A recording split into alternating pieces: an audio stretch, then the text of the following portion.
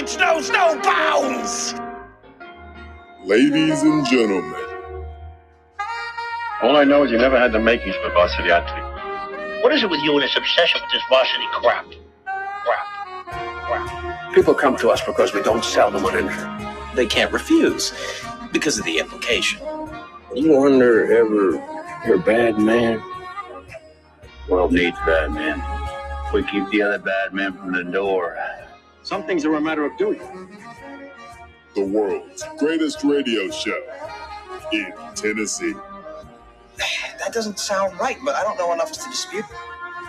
And I was about to take advice from a clown who dives headfirst into the shallow end of the pool.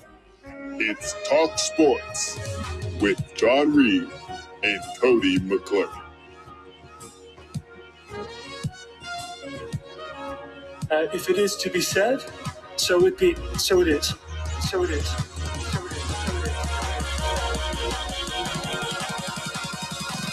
It's a Tennessee thing. Well, I'm holding on.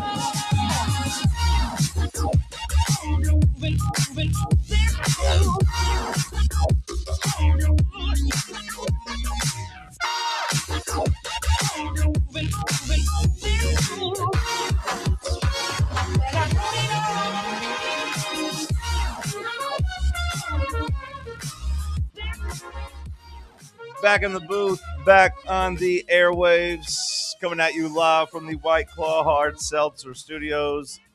John Reed, Cody McClure, Sam Beard, Bad News Bubba. Happy Tuesday morning to you. Cody McClure, good to see you, my friend. Hello, good morning. How's everyone doing? It is a beautiful day here in our fair city. Tuesday. Beautiful. I don't know. Define beauty, you know. It's good to be here. Good to be anywhere. How are you doing? Looking good. Looking tan. Tan? Yeah, was California nice to you? Yeah, you bet. Yeah, it was great. Had a great time. No, I mean, the whole thing was ruined by my 85-year-old grandmother who, you know, left alone for 2 hours. And in that amount of time, just, I guess that was enough time for her to hit the deck, you know, and just horrific on Thanksgiving. So actually on Thanksgiving Day? Yeah, Thanksgiving Day. Ruined my entire month. I mean, it just, she hit the deck. She busted her head open. I mean, it was a gruesome scene. There are a few things that are harder to see than an 85-year-old woman bleeding on the ground to a point where you think maybe she's bleeding out. Like it was ugly. And I don't know what kind of person it makes me, but like, I'm not going to say it's the first thought I had, but the second or third thought I had after seeing her was that, well, we're not going to California, you know? I mean, at first, obviously I was very concerned. I was like, oh God, this isn't good. But then shortly after that, I'm like, well, my month is ruined, So, is grandma okay now? She's fine.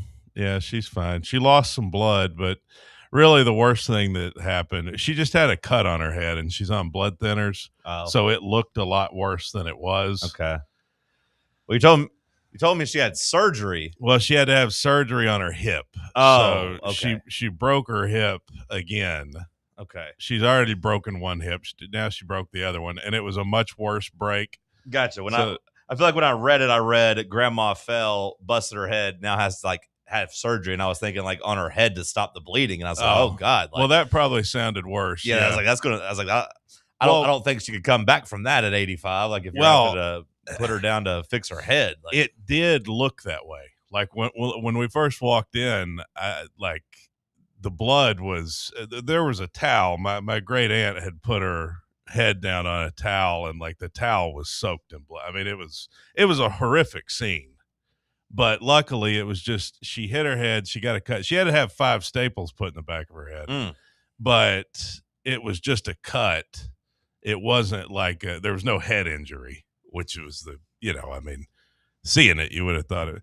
But anyway, no Is your way. mom okay? Yeah, she's fine. I mean, she's just under a lot of stress. Yeah. Caring for the elderly is a difficult. It's hard on people. It's hard on people, and it just kind of feel like it was lucky that it happened on Thanksgiving. Like, I don't know how often the people in your family go and check on your granny. Like, I don't know how often you guys pop in to see her. Well, mom's there all the time. I mean, okay, it's like if it would have happened during a regular day and not a holiday, she still would have found her in time. Well, because I was thinking like it's kind of lucky it happened on a holiday because people were around, people were looking for her. Well, no, you're right, because we were coming in that day, and if we had not come in that day, she might have bled out. Yeah, yeah, because but I mean, I told Mom, I said at least we weren't in California when this happened, because then that would have ruined the whole trip too, But I've just been very angry about the whole thing. Oh, come on. Your granny almost died. She didn't almost die. She broke her hip. She was okay. It looked worse than it was. It looked a lot worse than it was. But I understood there was no way Mom could leave. I understood that. Like, yeah. I wasn't trying to pressure her to go. But a couple other people in my family were like, hey, you need to just go ahead. She'll be okay. She'll be in the hospital when you get back. But Mom just couldn't do it. That's her mom, which I understand. I understand that. Were you able to get a refund? I got flight credits. Of course, everybody charges a penalty. Like we paid like $382 a piece for the tickets, and then they gave us $282 a piece back. So American charged like $100 per ticket fee. The Hertz rental car, I'd already paid for that up front. That was like $650, and then they gave me back $450 because it was within 24 hours of cancellation. So it was all a huge pain in the ass.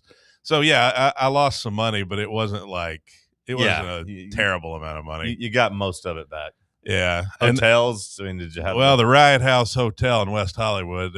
Thankfully, they hadn't charged the card yet. Nice. And so I just called the front desk, and the girl's like, "Yeah, no problem. We'll just take care of it. We won't charge your card." Nice. So, well, Grandma's still alive, and you didn't lose all your money. So, yeah, could have been worse. Yeah, it doesn't really make me feel any better, but it is what it is. So, well, you and Ma can go like in January or February or something, maybe. Yeah, maybe someday. December. But hey, a good substitute for getting to take Mom to Yosemite and do that is I got to see the Alabama band a couple nights ago, so that was fun. They were here at Thompson Bowling Arena, so who needs to go on some big trip to California and enjoy the sunshine when you can go watch the Alabama band perform all their hits, such as Mountain Music and Tennessee River and Dixieland Delight. Do they still got it? No, they don't. They don't still got it. They don't still have it. No, I tell you what, I've never seen an uglier crowd. I mean, I fit right in. There was not an attractive person in that arena on Sunday, so it was not a pretty crowd. But I don't know. I grew up with them, so. Oh yeah, it was good. First time seeing them. Yeah, I'd never. That's seen good. them, At least you got to see them before they died. Yeah, before they fell. I on tell you, Thanksgiving and busted their head. Right. Yeah. Well, we had it was kind of like it felt like a rally. Did you tear up a little bit when they said when like Grandma used to play? Like, I mean, yeah. Right. Yeah. Bring a tear to your eye. Yeah, it really pulled at the heartstrings. But the Alabama concert, you'll get a kick out of this. We stood for the national anthem before the concert. I would expect that. Hell yeah. Yeah. And it wasn't even the anthem yet when we stood. Yeah. It was just a video montage of the flag. Nice. And everybody in unison in the arena just stood. Over under 19 and a half Confederate flags spotted in the crowd. Oh, Confederate flags. I'd go over. Did they play the Dixie national anthem? No, they just played the regular one, but they did like a 3-minute video presentation on what the flag means, and everybody stood, and I stood because everybody else stood. I couldn't be the only guy sitting down. Did you take a knee? No, I didn't take a knee. Thank God Colin Kaepernick wasn't there. But yeah, then we did the national anthem, and then out came the band. So they didn't even play the national anthem themselves. no, they didn't. They just played it right before their show. That was like just their recording. intro. Nice. Yeah, tribute to the flag. It's like a 5-minute. Just patriotic display, I guess. Nice to know some people still care. Yeah, about this great country. Yeah, Sam Beard, top of the morning to you. How are you? Good morning. Doing good this morning. Not a whole lot to report. Watched a little Monsters, Inc. broadcast yesterday for Monday Night Football. And I also watched this documentary on Netflix, The Perfect Neighbor. Okay. Oh, I saw that. I thought about watching that the other day. It's like a white lady who kills a black kid or something. Man. Like there's it's just this Karen, this old white lady who just is living in this neighborhood, and she's like renting a house, and there's this common area of grass kind of that is somewhat near her front porch, and it's just like these kids in the neighborhood, and they just like to play football and do normal kid things in that little grassy area. And she'd always like call the cops on them, and she was just always a huge pain in the ass. And then it ends up turning violent. She ends up killing the kid? She ends up shooting one of the parents. Oh, okay. Yeah. Well, that's better than killing the kid, I guess. Yeah, but it was pretty messed up when you keep watching it. It's a whole bunch of body cam footage of all the times they had to get called out there and stuff like that. It was pretty crazy. I think I'm out on documentaries that don't involve like celebrities or like something in my life. Like I don't like the sad stuff like that. Like I watched that, that catfish documentary. You remember that a couple months ago? The little the girl unknown number one. Yeah, they're bottom feeders. Yeah, and I was just like, that one just depressed me. But then I watched the Diddy documentary on the weekend. I was like, oh, okay, I enjoyed that. And that one inspired you? In ways, yes. In ways, not. I too could be a bogle. Yeah, like I man, just wake up and work hard, and you could be rich. I started watching the first episode of that, but it was late, and I fell asleep. Yeah. I definitely wouldn't recommend it as late night viewing. You'll have some weird dreams, Sam. Yeah. Sam will come in all oiled up and such. But Bubba, how are you on this Tuesday morning? Battling back. Yeah? Battling back. No longer, having issues with the vehicle. Nice. About it not being registered properly. Nice. You're legal? Yep.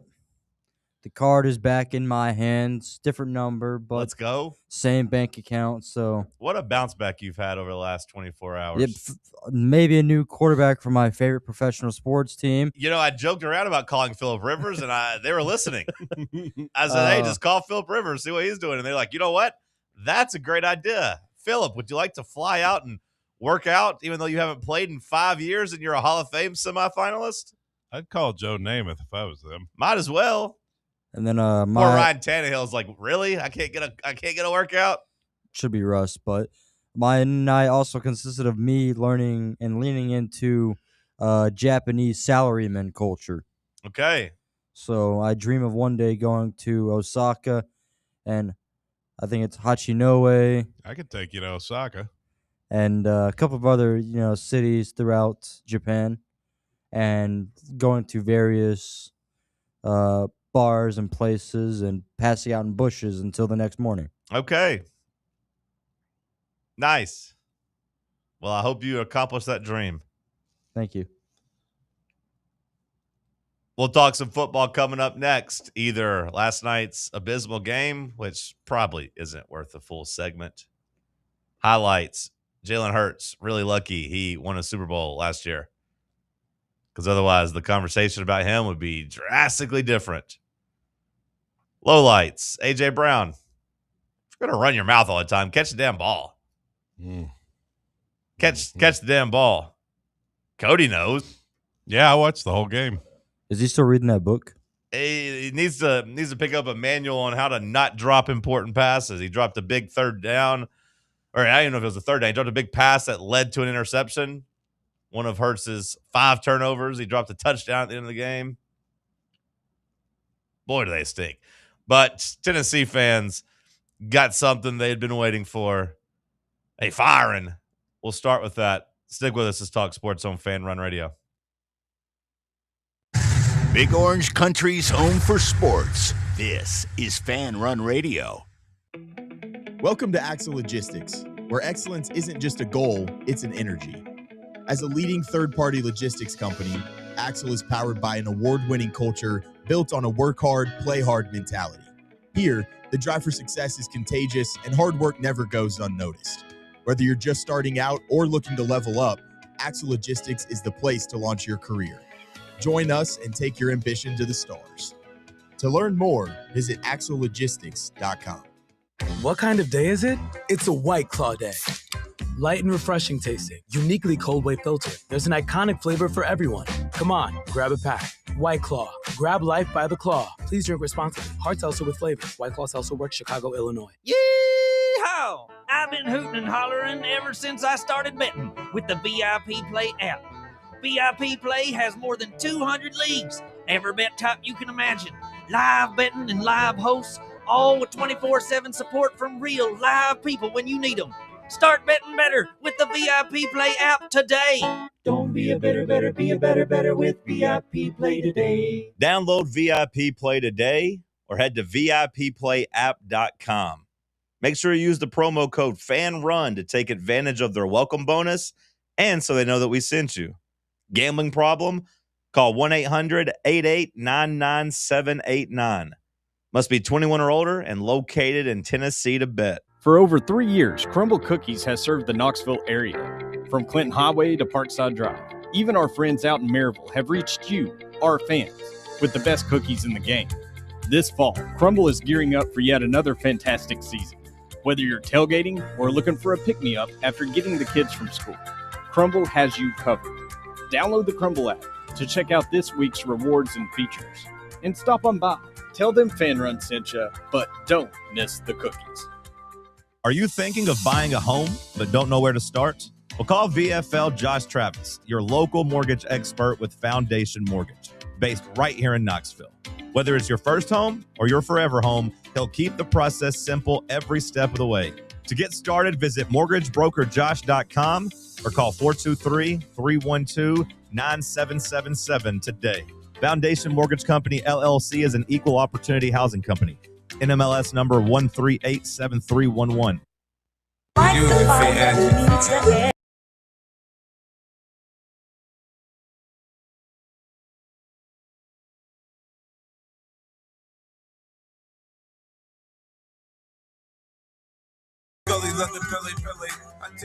All right, Cody. You've been gone for over a week. You want to rehash anything? Do you have any thoughts on the college football playoff, on the Vanderbilt beating, or do you want to get right into the firing? I was going to say, I mean, I wasn't even here. The last time I was here, we were getting ready to go beat Vanderbilt and be 9-3. I guess you took off after that Monday. Yeah, you've been gone for, exactly 2 weeks. Been a while. Good job by Sam holding it down. Thank you, Sam. Thank you, Bubba. Yeah, Sam's a star. The season in general, just get complete disappointment, complete failure.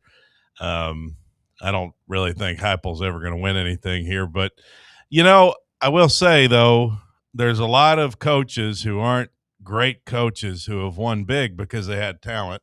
And we are recruiting at a high level. And so I'm still hopeful. Like, I don't think Heupel's anything special as a coach. But for where we're at, he's, like I said, he's got a borderline top 5 recruiting class coming in, right? So if you just get the talent, you get the players, like that masks a lot of your coaching inabilities. Not even calling them, I don't even mean like inabilities, but even look at a guy like Nick Saban. Like, is he really the greatest X's and O's coach of all time, or did he just have the most talent? Now, he's a great coach. It's Nick Saban, great motivator. But the talent did him a lot of favors too. So, you got to have both. It's a balance. And as I like to say, Gene Chizik won a national title. So, and as you like to say, Coach O won a national title. So sometimes you just got to get the talent. So I guess I still have some hope. Well, did the firing yesterday make that better? As Tim Banks officially told to get Gone now. Get out of here. That he would not be brought back. Buyout. Yeah. We'll pay it, but we got to make a change. Well, and we're starting with you, Tim Banks. Yeah, clearly. I mean, Josh had to do something. He had to make a move that would be an impactful move. And whether or not Tim Banks is a good defensive coordinator, I think it's safe to say that you could upgrade. Like, it wouldn't hurt to fire him and maybe get some fresh blood in here. So I'm cool with it. What I'm wondering is what the staff's going to look like now. Are they going to? Is it just going to be are they going to clean house, or the guy who they bring in, is he going to want some of his own assistants, or how's that going to look? Yeah, I would believe that there will be some other changes coming. Coach Chop on the chopping block. I don't know. I mean, I would think him and Gardner would be pretty good. That a new defensive coordinator would want to have them there. Now, like William Inge, the linebackers coach, he might be on the chopping block.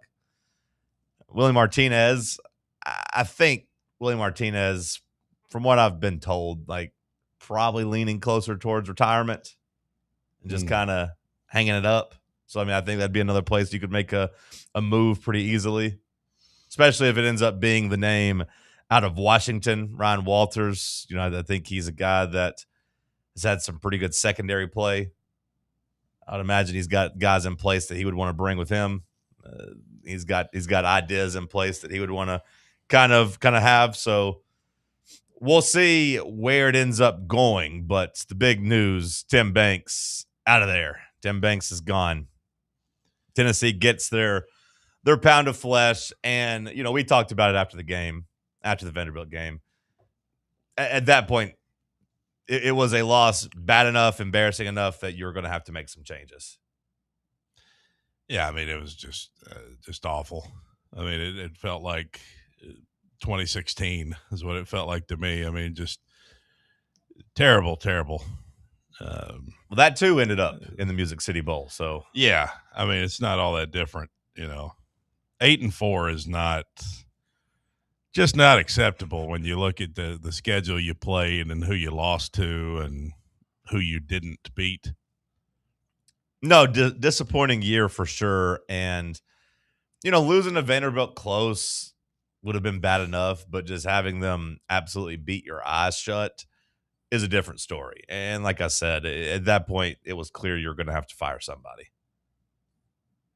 Somebody was going to have to answer for that. There was going to be some type of change.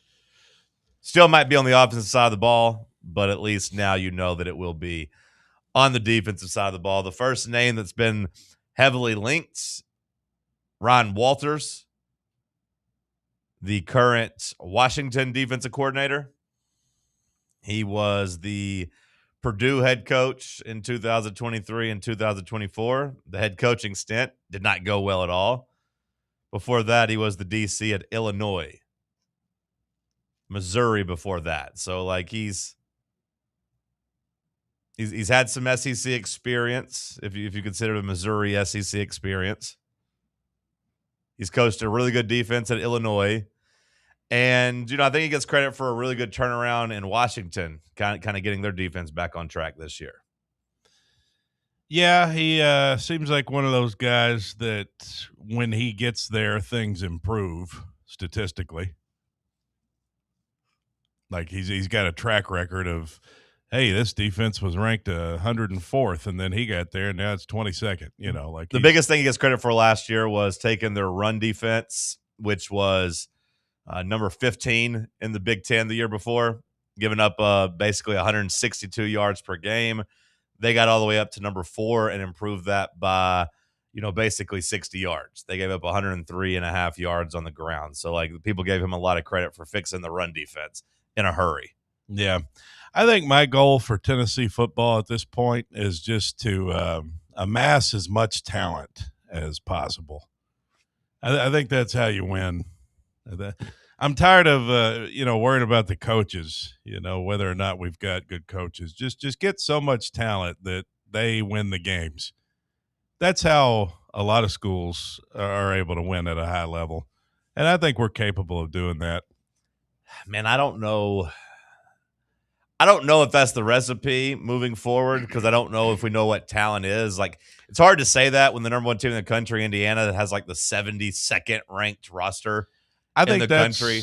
Well, I think that's just an outlier. I think Kurt Cignetti is a tremendous coach. You know.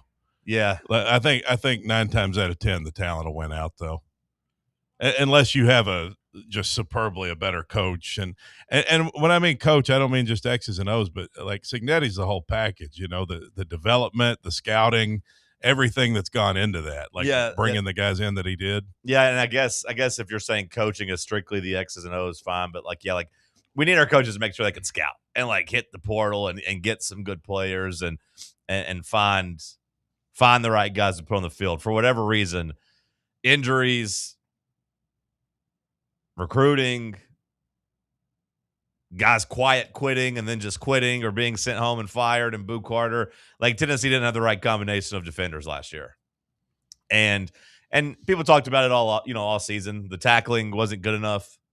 There's some fundamental stuff that just didn't fit right. And a lot of people put that on the coaching, more so than just the talent. I don't know what the breakdown is, but either way, Tennessee needs to get better and faster players on the field, but they also need to do the little things right.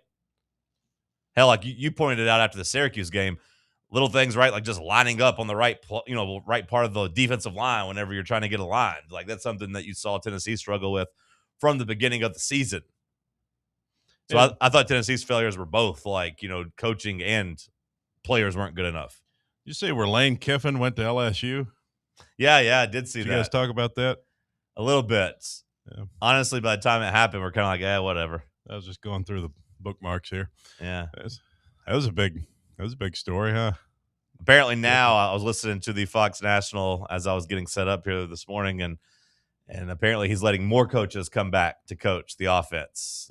I don't know if Ole Miss tried to do it and said, hey, this isn't working, I need some help. We got to have some extra bodies. And Lane's like, fine. And Ole Miss is like, yeah, we'll pay you. You would think they wouldn't want the Ole Miss coaches around the players, continuing that relationship to steal them. I thought that was a big part of the fear with Kiffin, but they're allowing more LSU coaches to come back and coach the offense. That guy that said you can't turn a hoe into a housewife ended up being right. It ended up being the perfect analogy. Yeah. What'd you make of that video of him getting confronted on the field, though?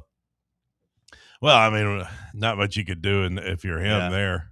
You probably weren't expecting that, right? Yeah. You probably didn't think Kiffin's actually going to come up and find you. Yeah. But I thought it was a perfect analogy, though. Like when you look at it now. Sure. Turns out Kiffin was not a housewife. That documentary made you think he was. That's why I didn't watch the propaganda. Yeah. You guys fell for it. Yeah. I still enjoyed it.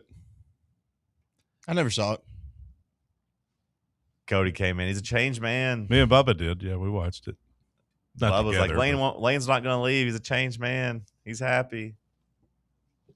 That was shameful watching the media do a whole PR tour for Kiffin the last 2 years. And then, turns out he's still a snake.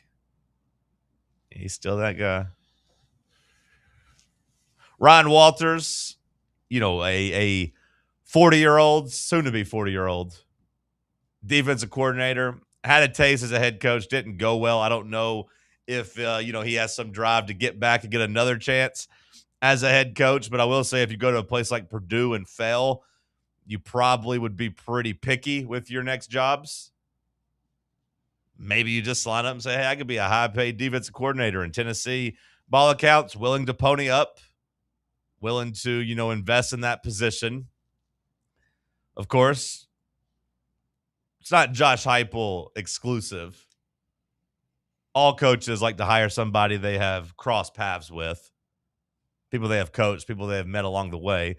The tie for Walters and Josh Heupel, they're passive cross twice. I've seen people only talk about the Missouri time where Josh Heupel and Walters intersected, but even going back to 2000, I believe it was 12. No, maybe not that. Maybe before that. Yeah, 2012. Walters was a Oklahoma GA while Heupel was on staff. And then again, in Missouri when Heupel was there, coaching the offense in 2016 and 2017, Walters was there as a co-defensive coordinator. So there's some familiarity. So that would have been under, is that Barry Odom at the time? Yeah. At Missouri, yeah. Yeah. At Missouri, he was under Barry Odom. Yeah, because Pinkel was gone by then, right? I think Walters got to Missouri in 2015, which I think, was that still Pinkel in 2015? I can't remember when he hung it up.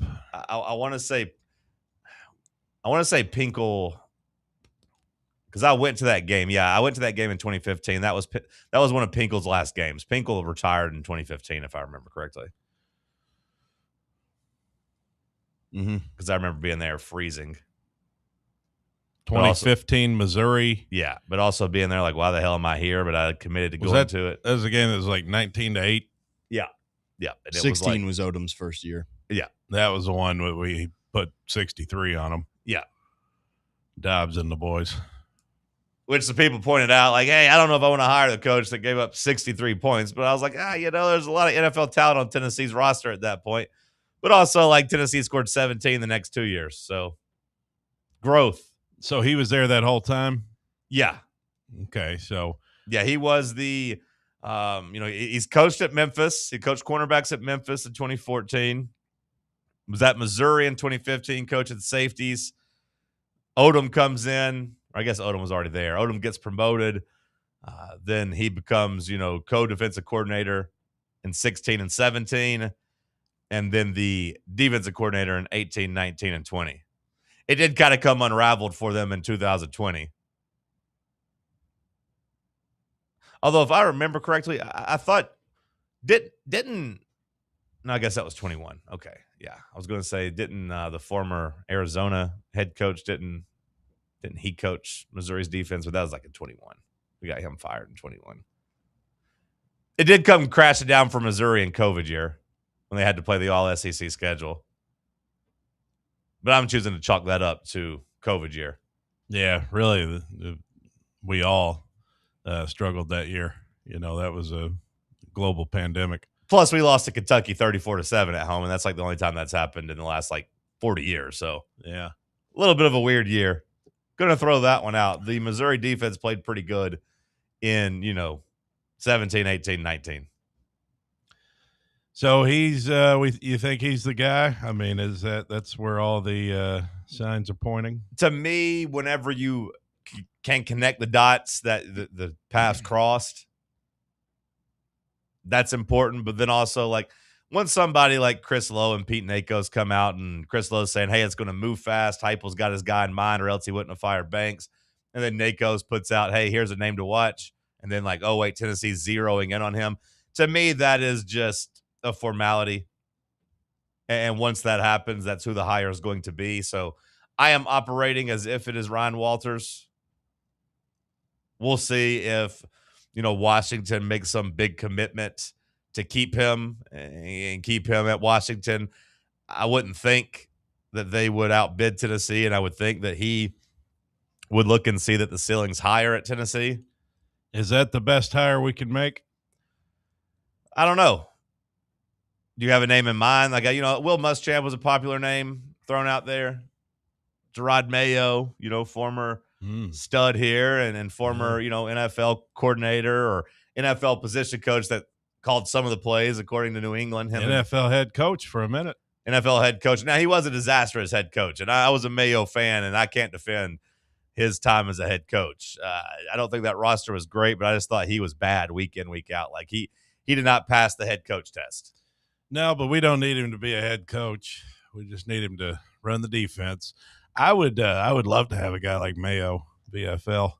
He'd get him fired up. You would think so. Had a good playing career both at Tennessee and in the NFL. Has NFL ties. You would think that he would check a lot of those boxes, but I do also acknowledge that he doesn't have any college coaching experience and has never recruited. So I understand not wanting to, have somebody come in and and do that for the first time in it doesn't feel like a make or break year for Heupel per se, but like it might be. Well, I think you need somebody with some aggressive vigor. Yeah, that's what I want in a defensive coordinator. I want a guy who's going to get them fired up, toughness.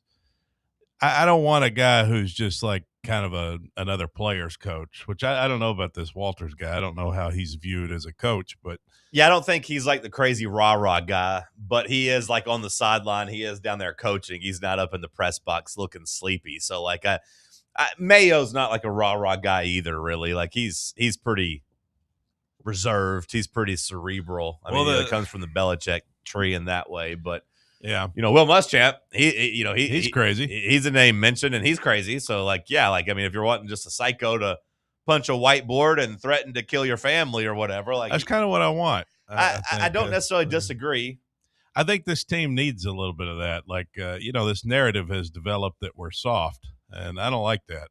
I don't know if Muschamp's just content, being like a gratis or not gratis assistant, but like an analyst at Georgia and just kind of being he's just listed as like a defensive assistant coach. I'm not sure if he's content with that or if he thinks like, hey, if I just keep waiting, kind of like, what happened with Kiffin and Sarkisian, eventually I'll get promoted and be the defensive coordinator at Georgia, and that'll be fun.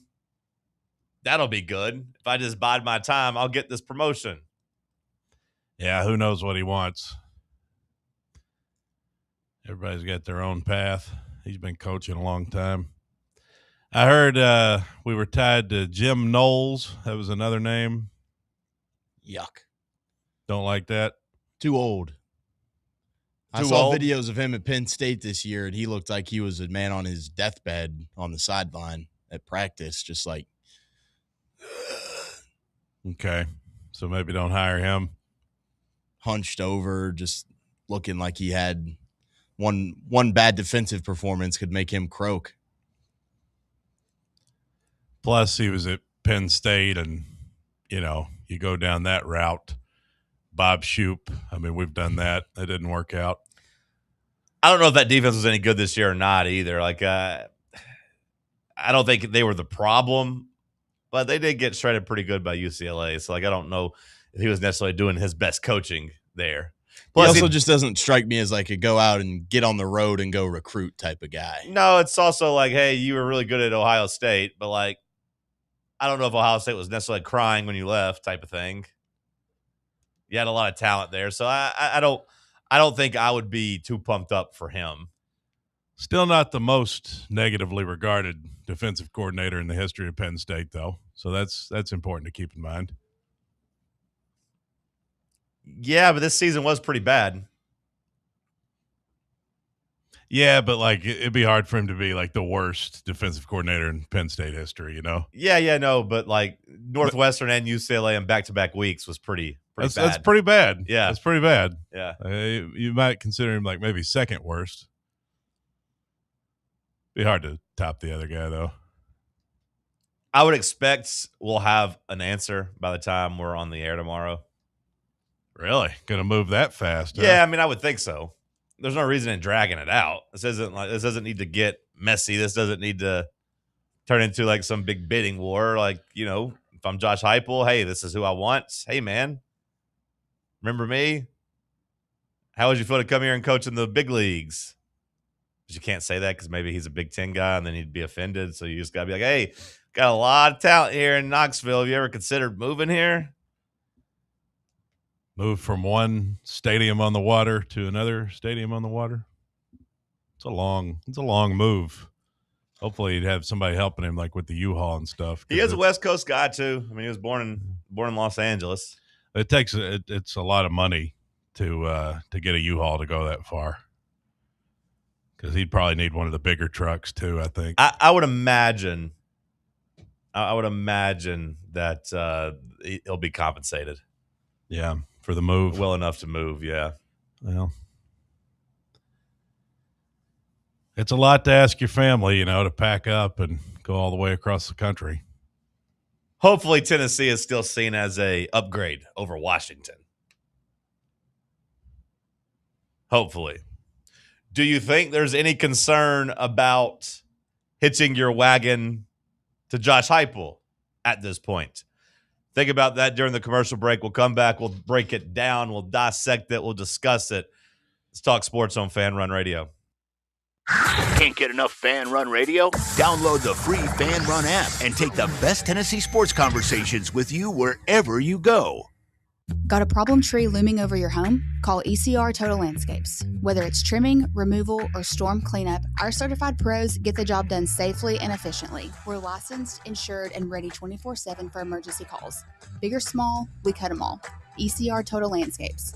Call now for a free estimate, 865-384-2012, and mention promo code FANRUN for free stump grinding on any tree removal now through the end of the year. Also, visit us at ecrtotallandscapes.com. The following radio theater is brought to you by Men's Pro Knoxville.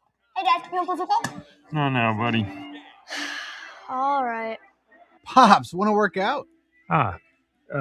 Maybe later. Hey, kids are in bed. What you up to? Tomorrow? You've got one life, and it's too short for not nows, maybe laters, and tomorrows. If you have ED and performance issues, your family, friends, and even your career has already been affected. Book your discreet evaluation at Men's Pro Knoxville and turn your tomorrows into today. Yes! Touchdown! Come on, one more, Dad. Today! Push, Dad. One more. Come on, push. Hey, kids are in bed. What you up to? Tonight. Call 865-544-8220 or book now in under 30 seconds at menspronknoxville.com. Men's Pro Knoxville, for every man in every season of life.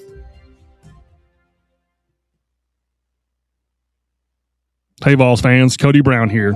I grew up right here in Tennessee and know what it means when someone says, I've got your back. That's why you can trust Farm Bureau Insurance of Tennessee. Whether it's your home, your vehicle, your family's future, or the business you built from the ground up, we will show up for all of your insurance needs. We are Tennesseans who understand what matters, which is doing right by you. Insurance is not all about just paperwork and policies, but it's about the people we insure every day. So if you want insurance that hits home, give me a call at 865-992-3871. Go Vols. Are you tired of spending hours on laundry and ironing? Let Crown Cleaners handle your dry cleaning so you can handle your business. Our expert team can take care of your clothes, removing stains and wrinkles like they were never there. Whether it's your best suit or everyday attire, we handle it all at Crown Cleaners. Say goodbye to laundry stress and hello to extra free time. Crown Cleaners, Big Orange Country's imperial dry cleaning service since the 1960s. Online at crowncleaners.com. Dick's House of Sport at Westtown Mall is a destination devoted to sport, and it's your destination for exclusive events and experiences. Come visit a store like no other. Check out our 40-foot rock wall, golf performance center, Hit Tracks batting cage, and outdoor turf field. You can now rent our space for private events and birthday parties. Learn more about our events and exclusive product launches on Facebook and Instagram at Dick's House of Sport KNX. Dick's House of Sport, proud partner of Tennessee Athletics.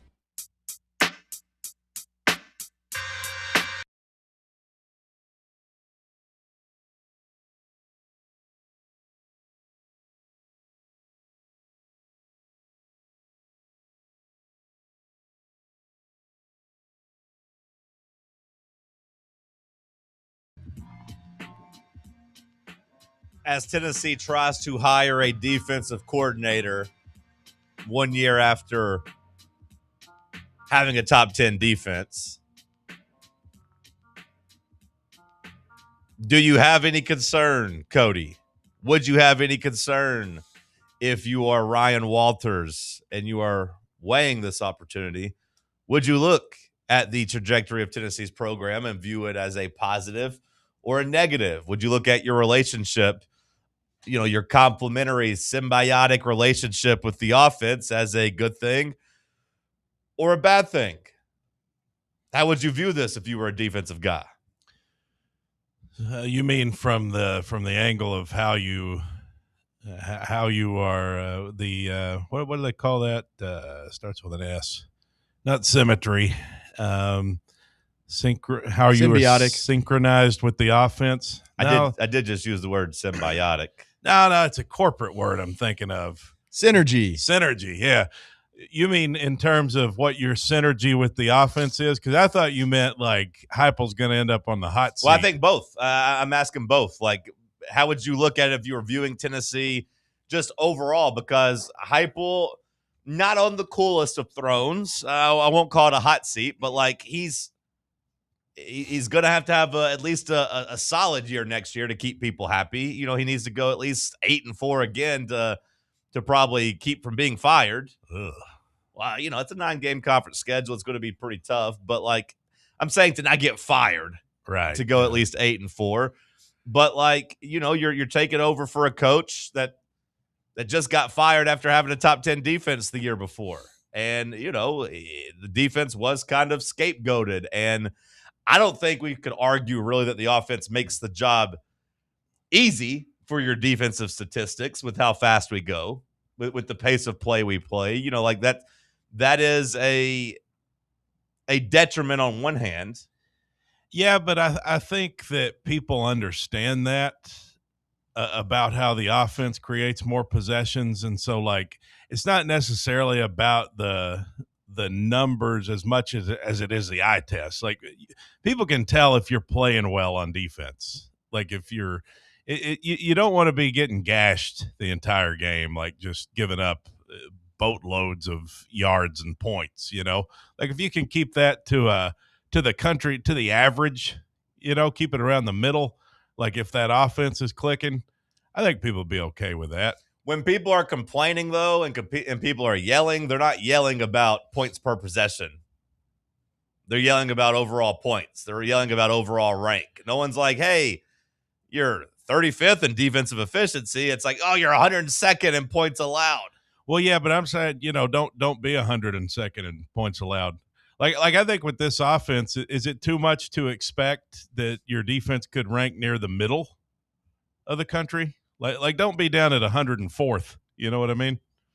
Yeah, I don't know because a lot of people. I mean, Tim Banks, would you not say that outside of this year, you know, where you lost a bunch of guys to injury and wasn't good enough? Like, would you not say that they were at least middle of the pack for the other years in his tenure besides the year they were top 10? For the most part, they were, yeah. I mean, I feel like we were top 30-ish in 2023. I feel like in 22 we were, you know, somewhere around there, maybe a little bit worse, but like it wasn't necessarily like, you know, super bad. And yet that didn't really buy any credibility. That didn't buy any goodwill. Like, you know, he got fired this year.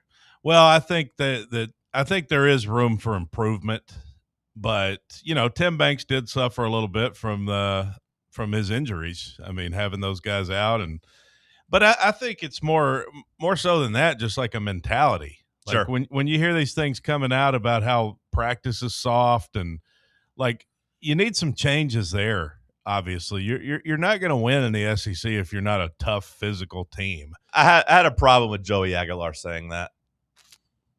Well, is it Joey? I mean, he just said like they got to practice better, right? Yeah.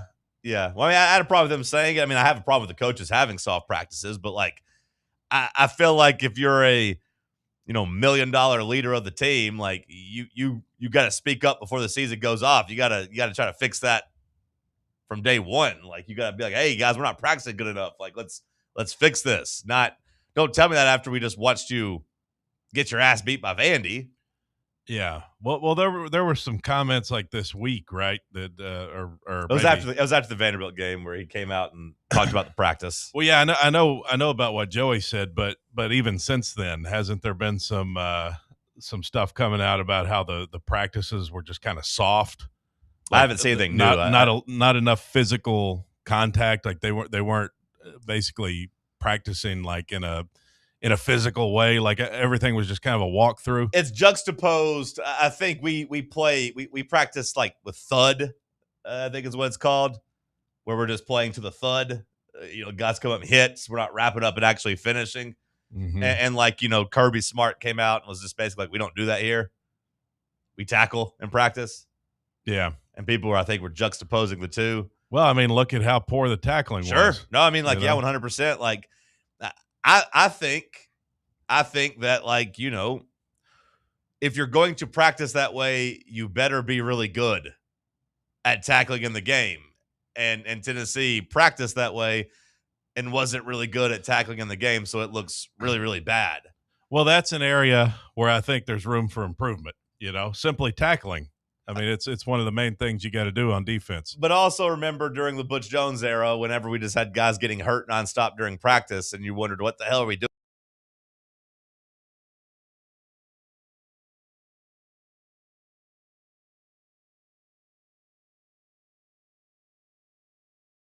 Over there at practice, like, why are we getting hurt? So it was just a snake bit year in that regard.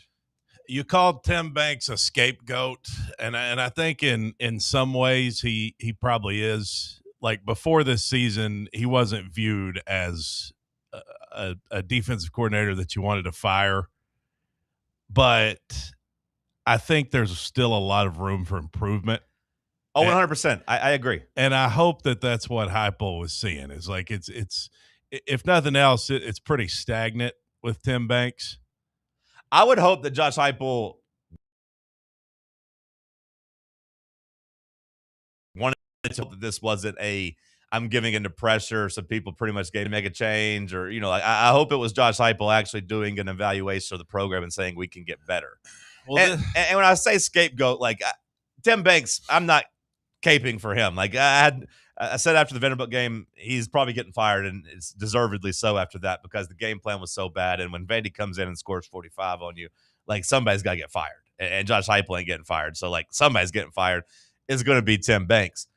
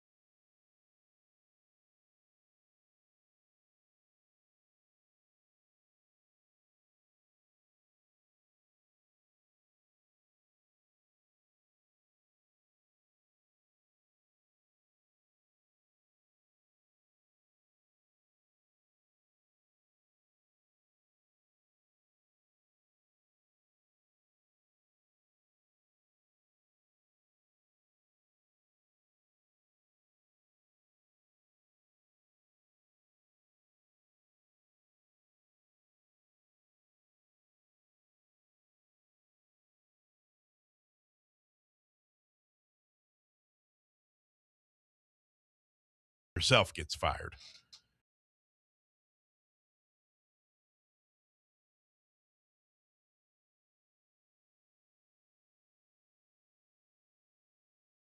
Coaches, have to make courts expect that, once every 3 or 4 years. But, like, the hope is that it's because somebody's gone and got a head coaching job like Alex Golesh. You know what I mean? You hope that it's because guys are getting opportunities. But you know what I mean? When a coach is in the position that, like, he has to fire somebody. Yeah, the smoke is there at that point. It's an ultimatum. Yeah, like you hope that the hire puts the fire out versus fanning the flames. I mean, but that's where you're at. Philip Fulmer with Dave Clawson. Yep. Dooley with Sinceri to some extent. But when you got to make that move, it's, the seat's warming up for the head coach. Sammy Boy, any thoughts? I think also, like, when Tim Banks was coaching your safeties and that was clearly the worst position on your defense, to me that's kind of like another nail in the coffin of this Walters guy also being a guy who's got some experience in the secondary of like, hey, he's come in and he's also improved a unit year by year wherever he's been at. Yes, Banks is, had some good, but he's also had more bad in the last, obviously in the last year since then. And I just feel like it's one of those moves where fresh faces and new opinions in the building, I think, is just kind of something you need at some point when you get so far down the line. I agree. I still think I want some new faces and fresh ideas on the offensive side of the ball, but like I am completely content with getting a new defensive coordinator in here. And, promoting William Inge wouldn't have felt great. It would have felt like a continuation. So, like, I'm good with some new blood coming in.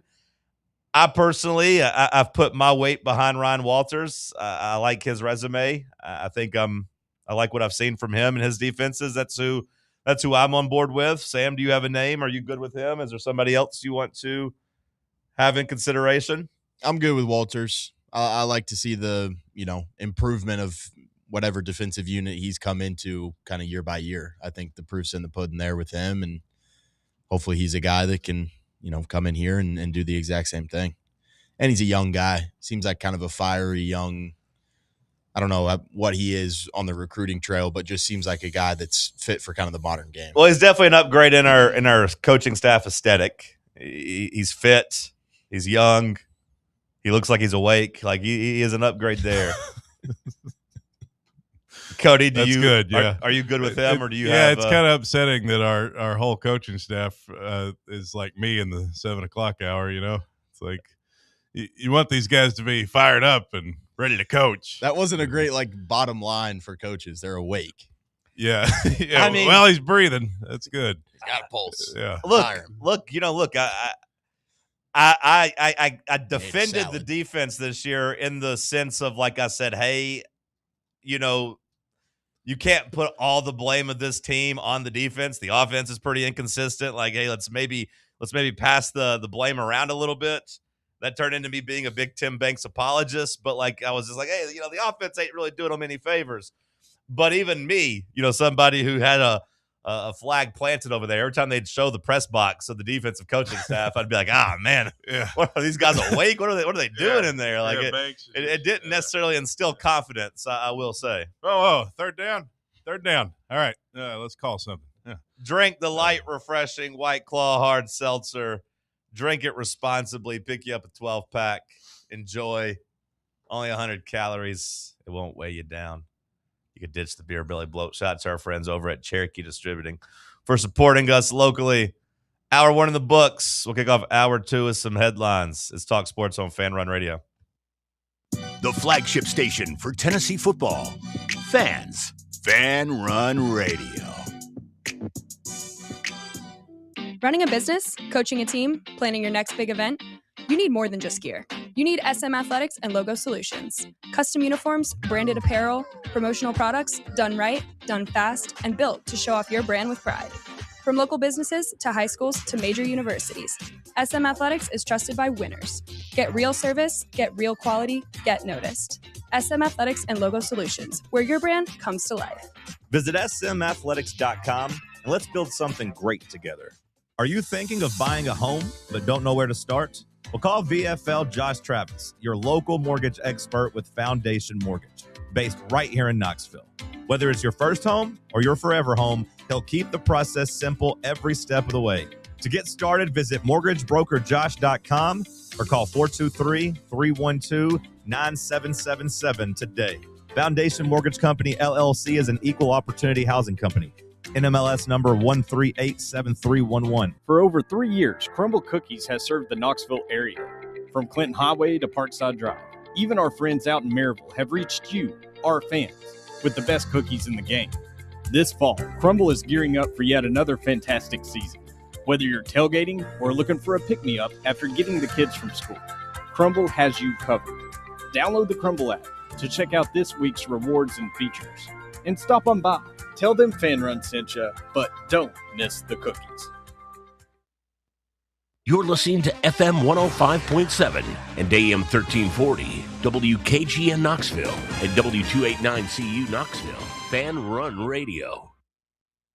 Dick's House of Sport at Westtown Mall is a destination devoted to sport, and it's your destination for exclusive events and experiences. Come visit a store like no other. Check out our 40-foot rock wall, golf performance center, Hit Tracks batting cage, and outdoor turf field. You can now rent our space for private events and birthday parties. Learn more about our events and exclusive product launches on Facebook and Instagram at Dick's House of Sport KNX. Dick's House of Sport, proud partner of Tennessee Athletics. Hey, Vols fans, Cody Brown here. I grew up right here in Tennessee and know what it means when someone says, I've got your back. That's why you can trust Farm Bureau Insurance of Tennessee. Whether it's your home, your vehicle, your family's future, or the business you built from the ground up, we will show up for all of your insurance needs. We are Tennesseans who understand what matters, which is doing right by you. Insurance is not all about just paperwork and policies, but it's about the people we insure every day. So if you want insurance that hits home, give me a call at 865-992-3871. Go Vols. If I asked you right now to open your wallet, how many credit cards would be in there? 3, 4, 5, or more? Here's a better question. How many of them are maxed to the limit? What's the interest rate on those? 16%, 18%, some as high as 22%? Hey, it's Russell. I know there's someone listening right now who feels like they're trapped. Their credit cards are maxed. They can't even make the minimum payments. They've piled up, and you need help. Maybe you've lost your job, you're behind on the payments, and now the debt collectors are calling every day. Want some help?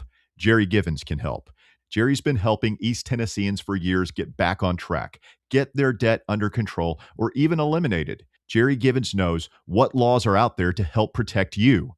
These problems don't go away because you ignore the calls or letters. Trust me, they actually get worse, much worse. Jerry Givens has helped thousands of people by stopping those calls and letters. Get their peace of mind. Stop living in fear. It's no fun. Call today to set up your free consultation. 865-801-9250. That's 865-801-9250. Stop the calls by making a call. 865-801-9250. All right, starting now. All right, there we go. 50 states, 45 capitals. You're listening to Talk Sports. Okay, Washington, Spokane,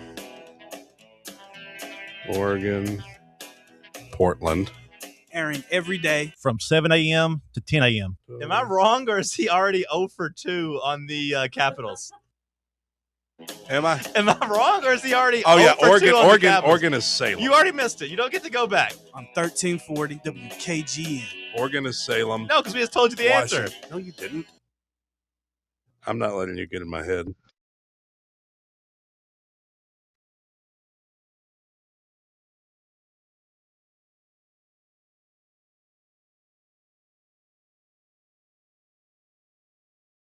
Hour number 2 kicking off in the White Claw Hard Seltzer Studios. The return of the newsman, Cody McClure. Let's kick off hour 2 with some news. Newsman, what you got?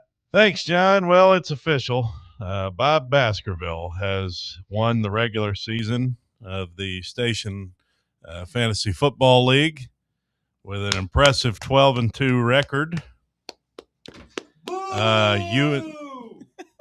You and Sam have both made the playoffs, it would appear. Sam, the number 2 overall record, and will have a bye in the first round as the number 2 seed. Then you've got New Guy. You got you. New Guy's the 3 seed. You're the 4 seed. Russell, the 5 seed. And William Pattison is the 6 seed. So congrats to everyone who made the playoffs. What a turnaround for William. Now, I thought, I didn't fully realize, but I thought while I was watching last night that Russell was about to have one of the all-time choke jobs and miss the playoffs. I thought a playoff spot was on the line there for Russell, but I was wrong, as he needed 8 points from Ladd McConkey, and Ladd McConkey did not get him 8 points. I thought that cost him a playoff spot. Instead, did you see the choke job that happened to poor Tim Hill that got William Pattison into the playoffs? No, what happened with Tim? Tim Hill needed a win to make the playoffs.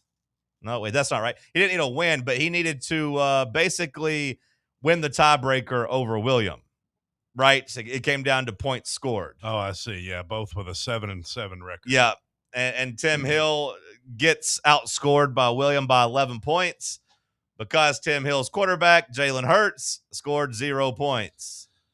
All he needed was 11 points from Jalen Hurts to advance and make the playoffs. He did not get those 11 points. I had a buddy in our keeper league. He literally just needed 1 point from Jalen Hurts.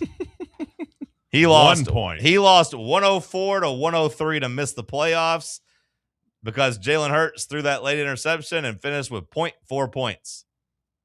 He lost a do-or-die game by 1 point because his quarterback, again, had 0.4 points.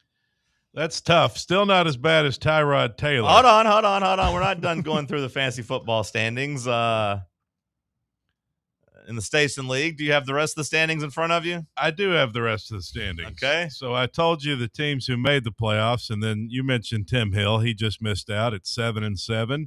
Bubba also at 7-7. The Boss Man also at 7-7. So Tough 5-game losing streak for the Boss Man to go from 7-2 to 7-7 and out of the playoffs. That's tough. We had a real gaggle of 7-7 teams there, and it came down to points scored with Russell at the top of that list. Then you've got Brett Hullander with a pitiful 5-9 record, poor showing from him this year.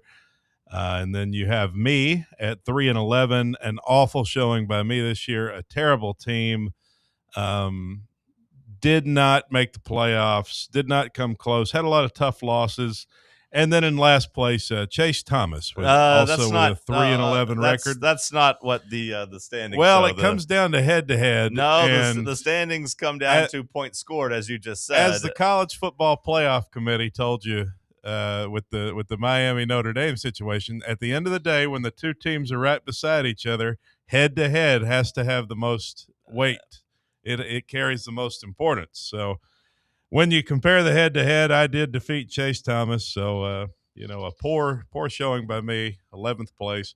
12th place. And Chase last. Fantasy football does not have a head-to-head tiebreaker. It goes by points scored, and that depends on the league.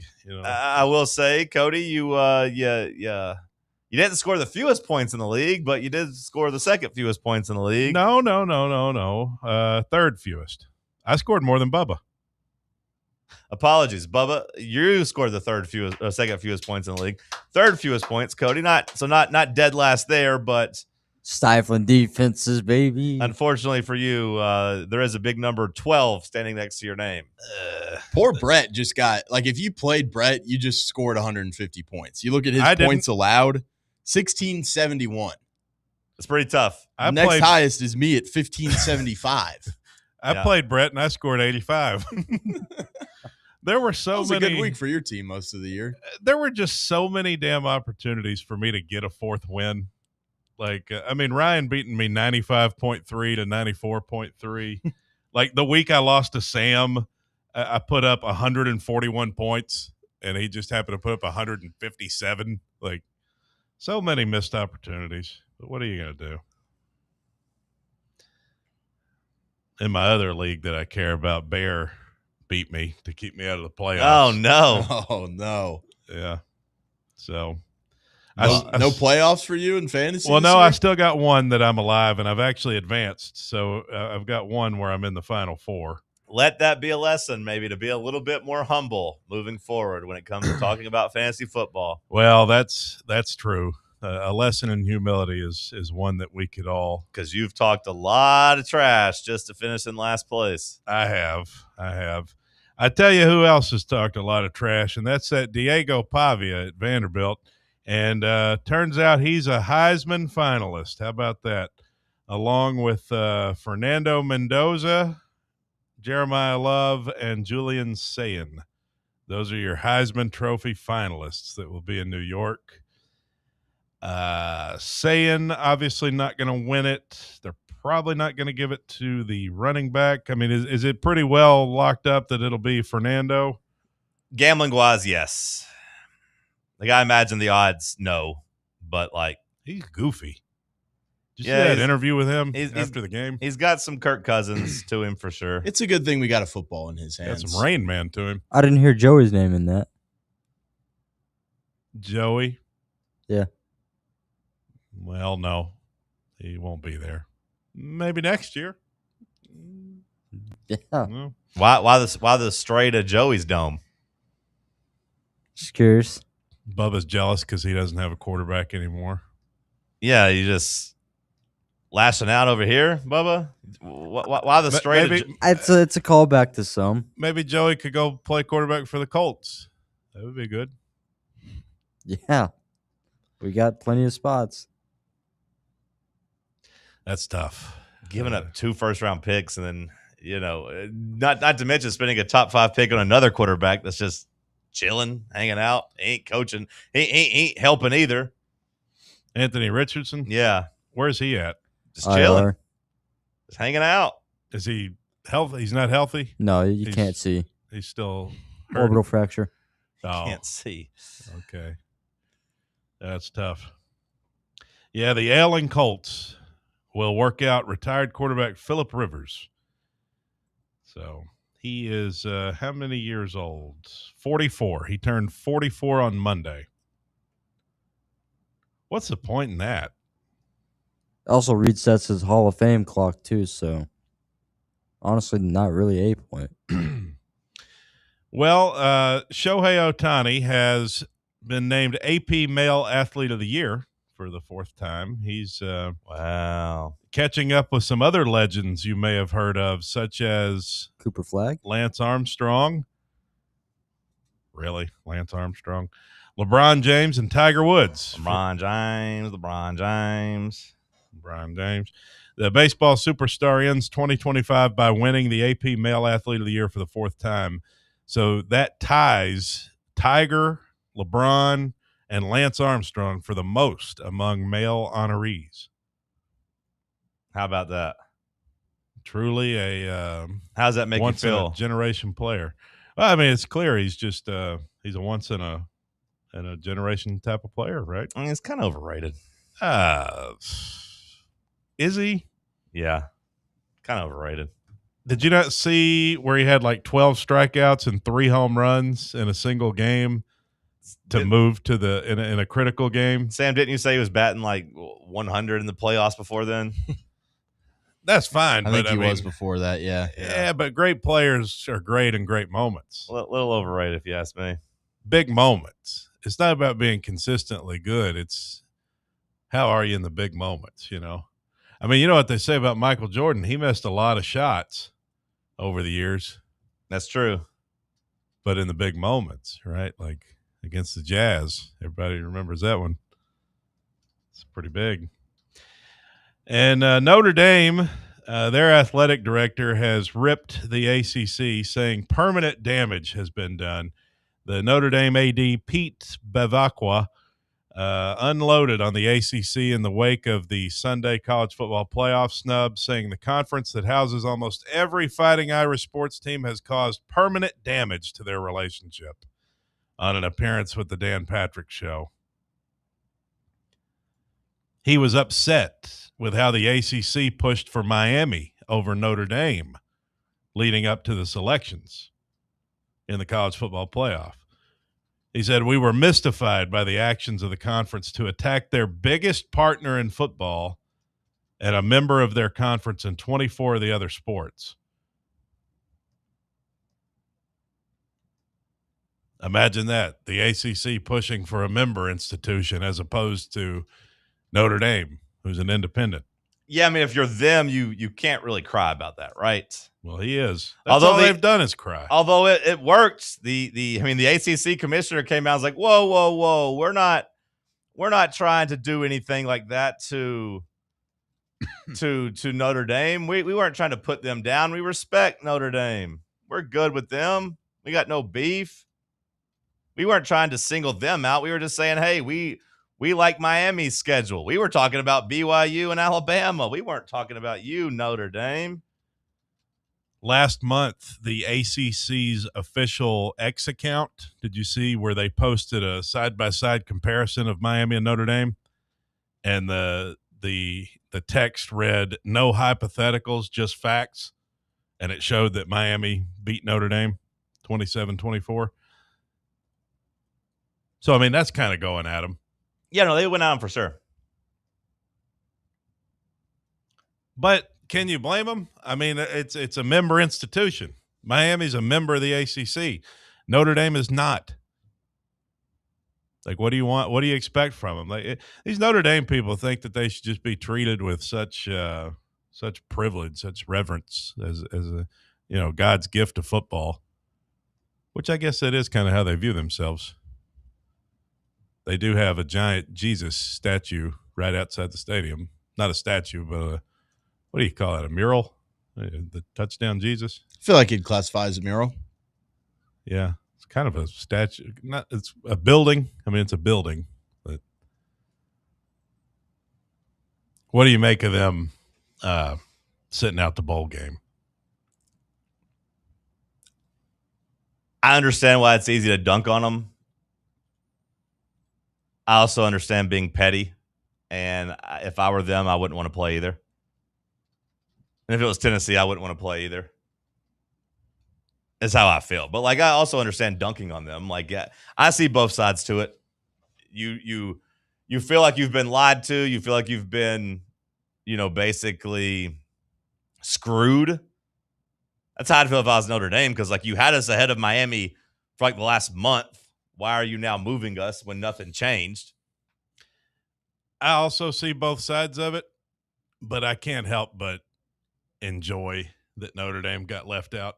I mean, I think Notre Dame 100% should have been in the playoff. Like, they are obviously one of the 12 best teams, but you could make a case that Notre Dame's the best team in the country.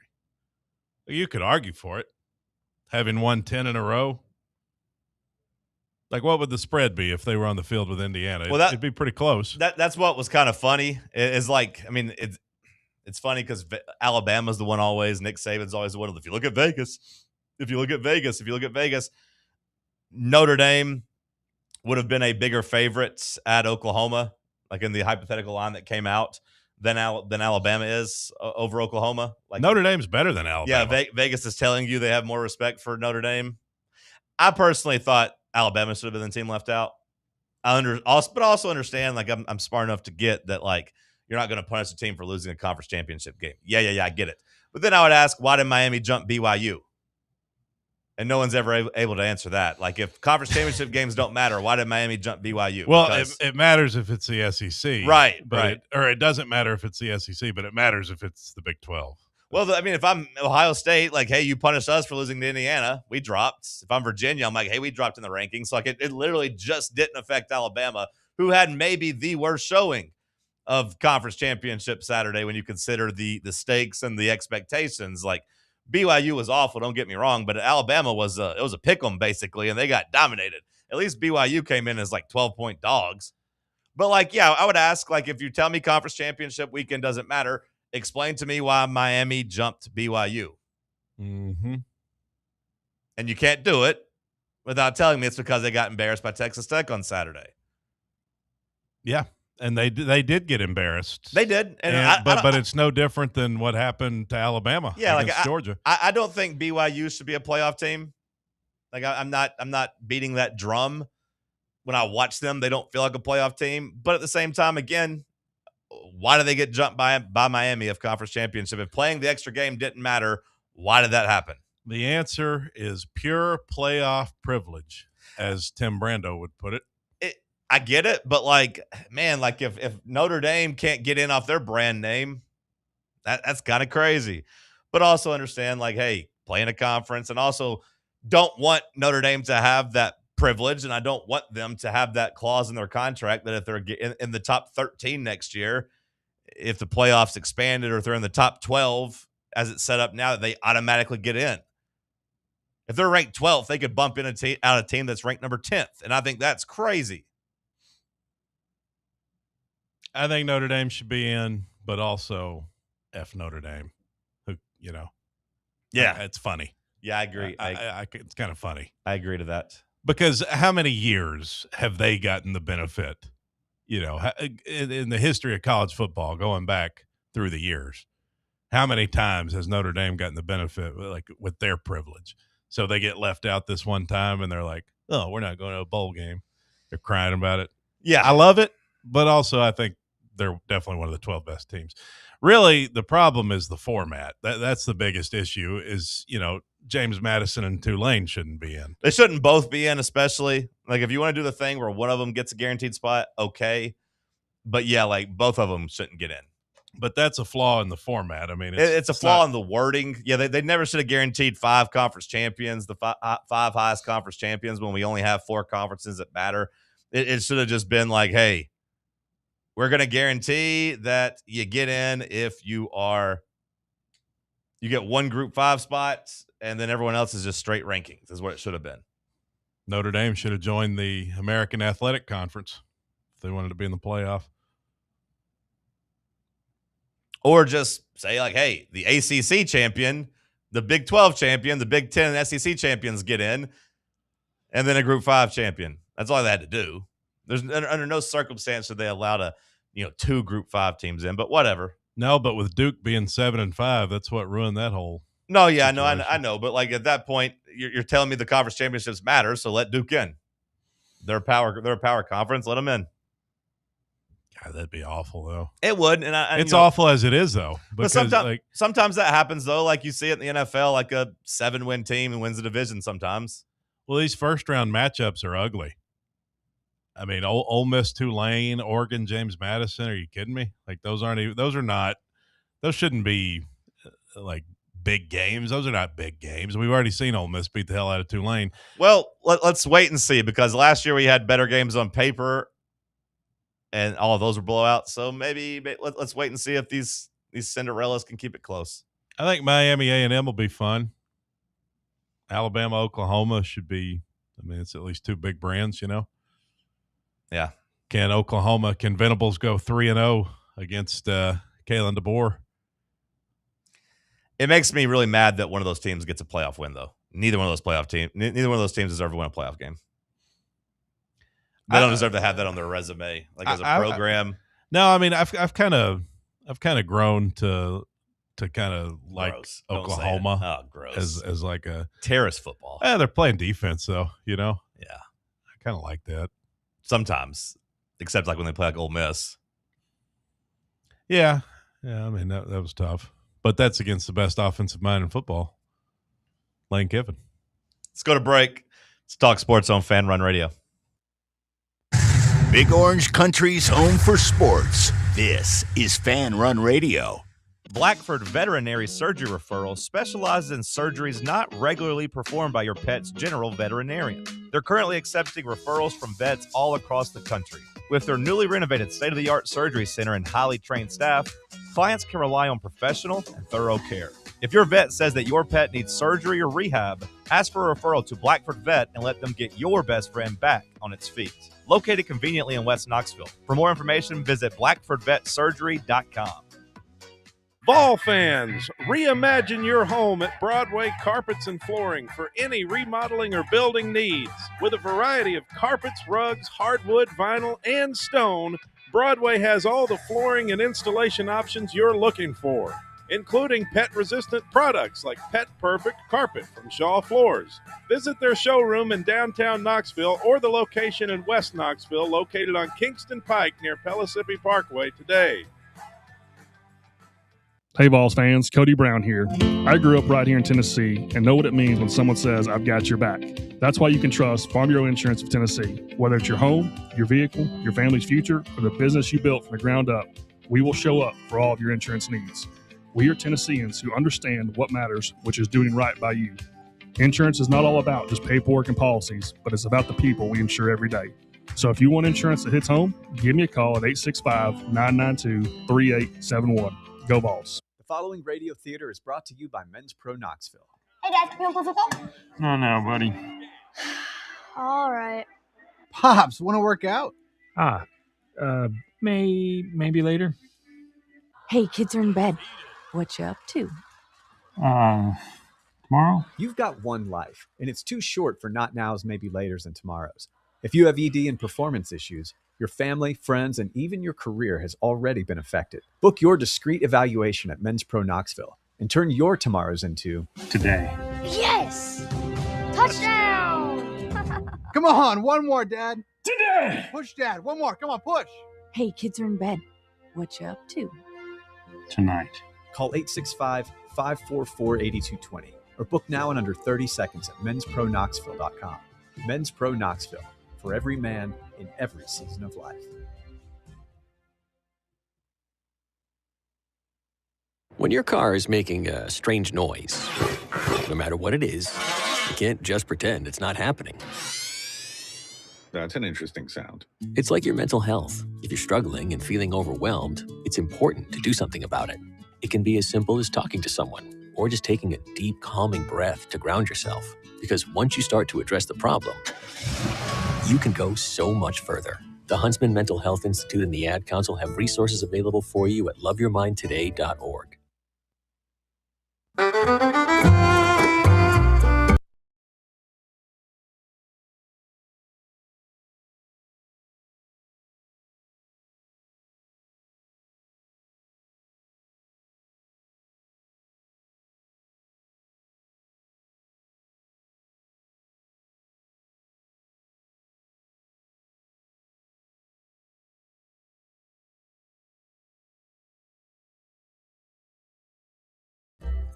Today, if you don't have any lunch plans or maybe a little late lunch or early afternoon, the drive will be out live at Smoky Mountain Brewery, same as William Pattison, who has been dubbed the great William Pattison. They'll be out live at Smoky Mountain Brewery, but at 2 o'clock, feel free to stop by and take a tour. That's right. They're allowing us, Cody, if you want to go, Sam, if you want to go, Bubba, hell, even Bubba is invited, as well as any listeners. Where's this at? Smoky Mountain Brewery. Just down the street? Just down the street. Hey, Turkey Marcus Creek. works there. 11308. I'm invited? Everybody's invited. Remember Marcus? I do remember Marcus. He's there. Aurelius? 11308 Parkside Drive, Knoxville, Tennessee. A behind-the-scenes tour of their brewery operation, complete with a sample tasting. 2 p.m. sharp if you want to participate. The playbook goes live at 1 o'clock. The drive at 3. Smoky Mountain Brewery in Turkey Creek. If you're looking for some gift ideas, maybe you got an office party, maybe you need to stock some stuffings, Russell has wanted me to pass along that the Copper cards, gift cards to the Copper Cellular family, is a great stocking stuffer. So come by and see the drive at Smoky Mountain Brewery. Again, 2 p.m. if you want to do a little behind-the-scenes brewery operation sneak peek. You didn't have it in headlines, but it broke yesterday. Cade Phillips out for the year with a shoulder injury. Yeah, I did see that.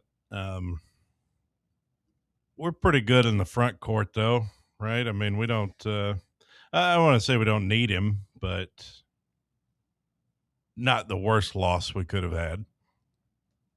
It is a position that is deep, yes. And quite frankly, I didn't think Cade was playing great this year.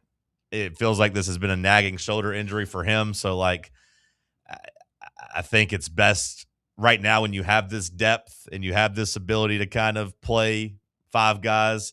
If you're one of those 5 guys and you're not playing your best and you are not performing very well because of an injury, hey, now's the time to get it cleaned up and get it fixed and come back next year. It does appear, according to Ben McKee, that Tennessee will successfully get him a medical red shirt.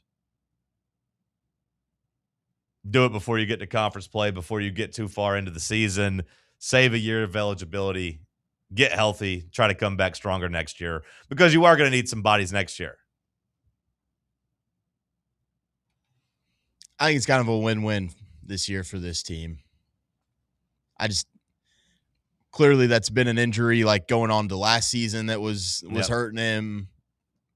Kind of thought that you were going to get this offseason for that to kind of finally be able to get cleaned up, and then clearly just got it hurt in the summertime, and it was a nagging injury. And so, yeah, I mean, I think it's just something that is affecting his play on the court right now. And when part of the problem on this year's roster is kind of some of that spacing stuff with all those bigs that you've got out there, I think shortening that rotation a little bit and also allowing him to just get healthy personally, I think it's going to be a win for both sides.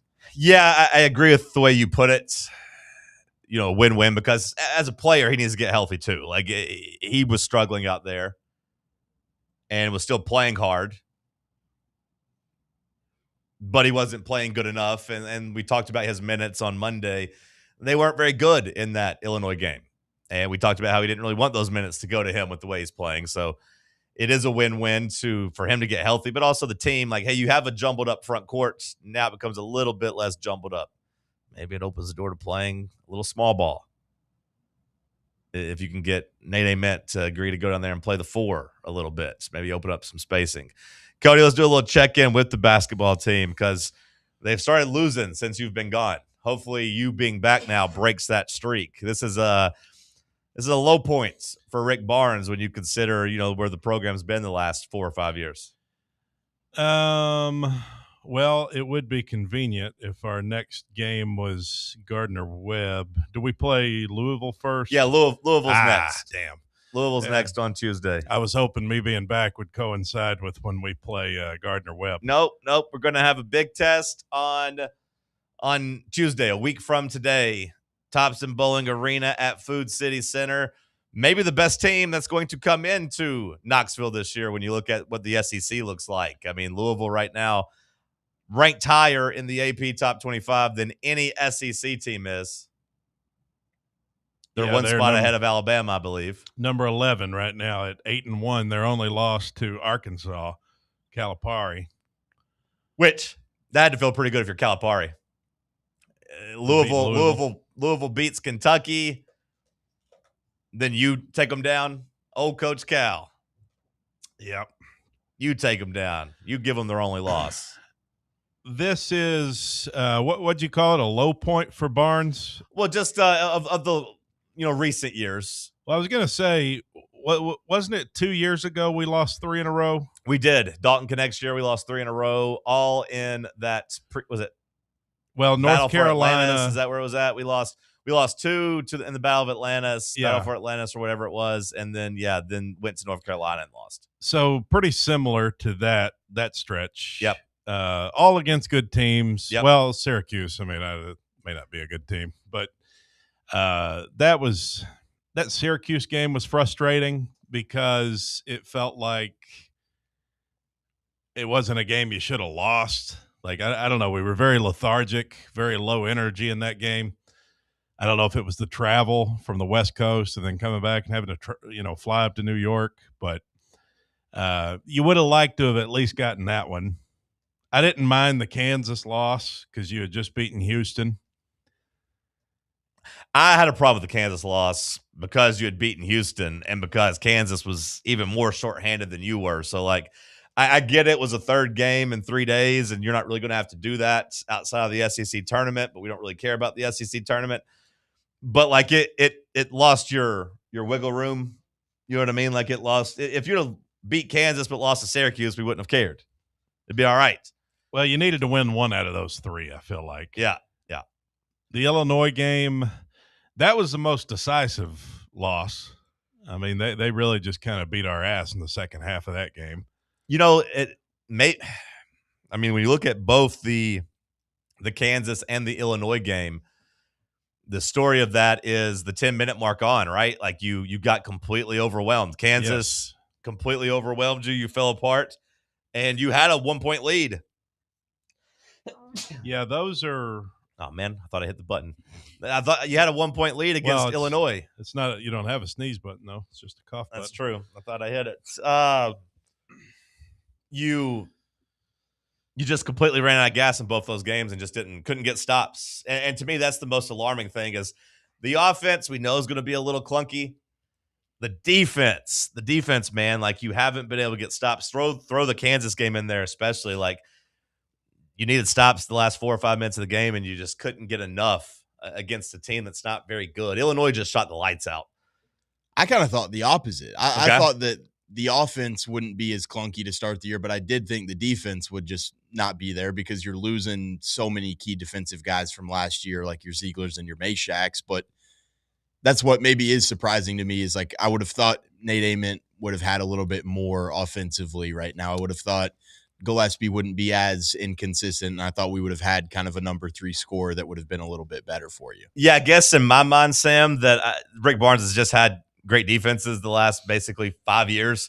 I guess I figured we would still be able to be a top 10 defense that can get stops, and that the offense, just might be clunky. And I thought the offense has been clunky and the defense has kind of gotten shredded a bit. Now, I do think, like I've said, I don't want to beat a dead horse the entire time, but I do think having 2 big men out there makes it tough to get stops against some teams. And I think Illinois spread you out and was able to just dissect you.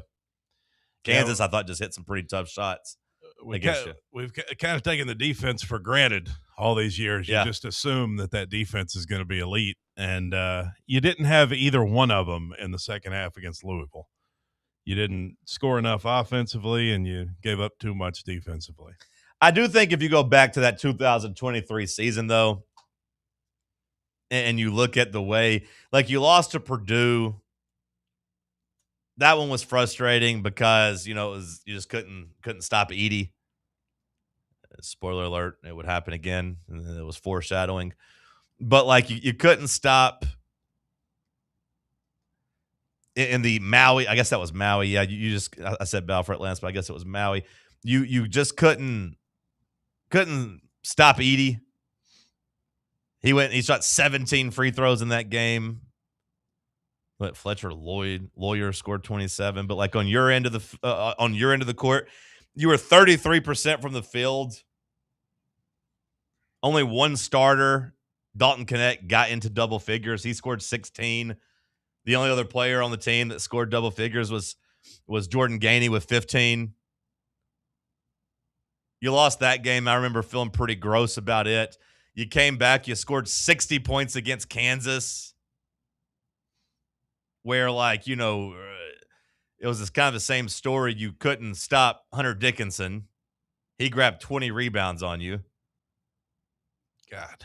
Vescovy was the only guy that really could score that game. Hunter Dickinson killed us twice. Dalton Knecht goes 4 of 17.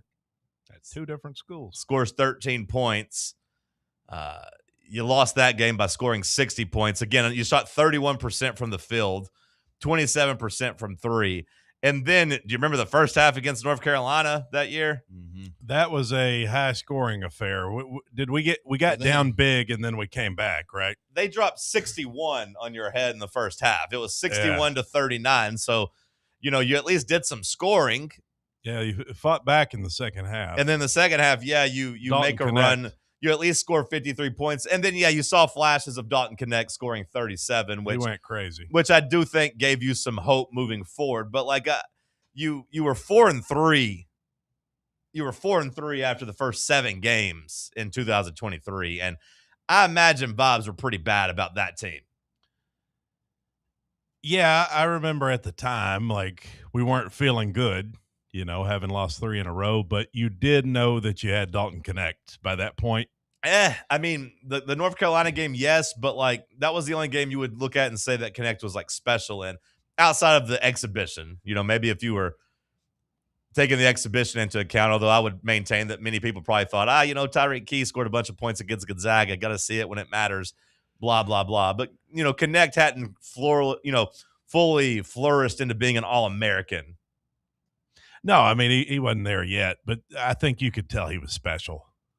At least that's what I remember feeling.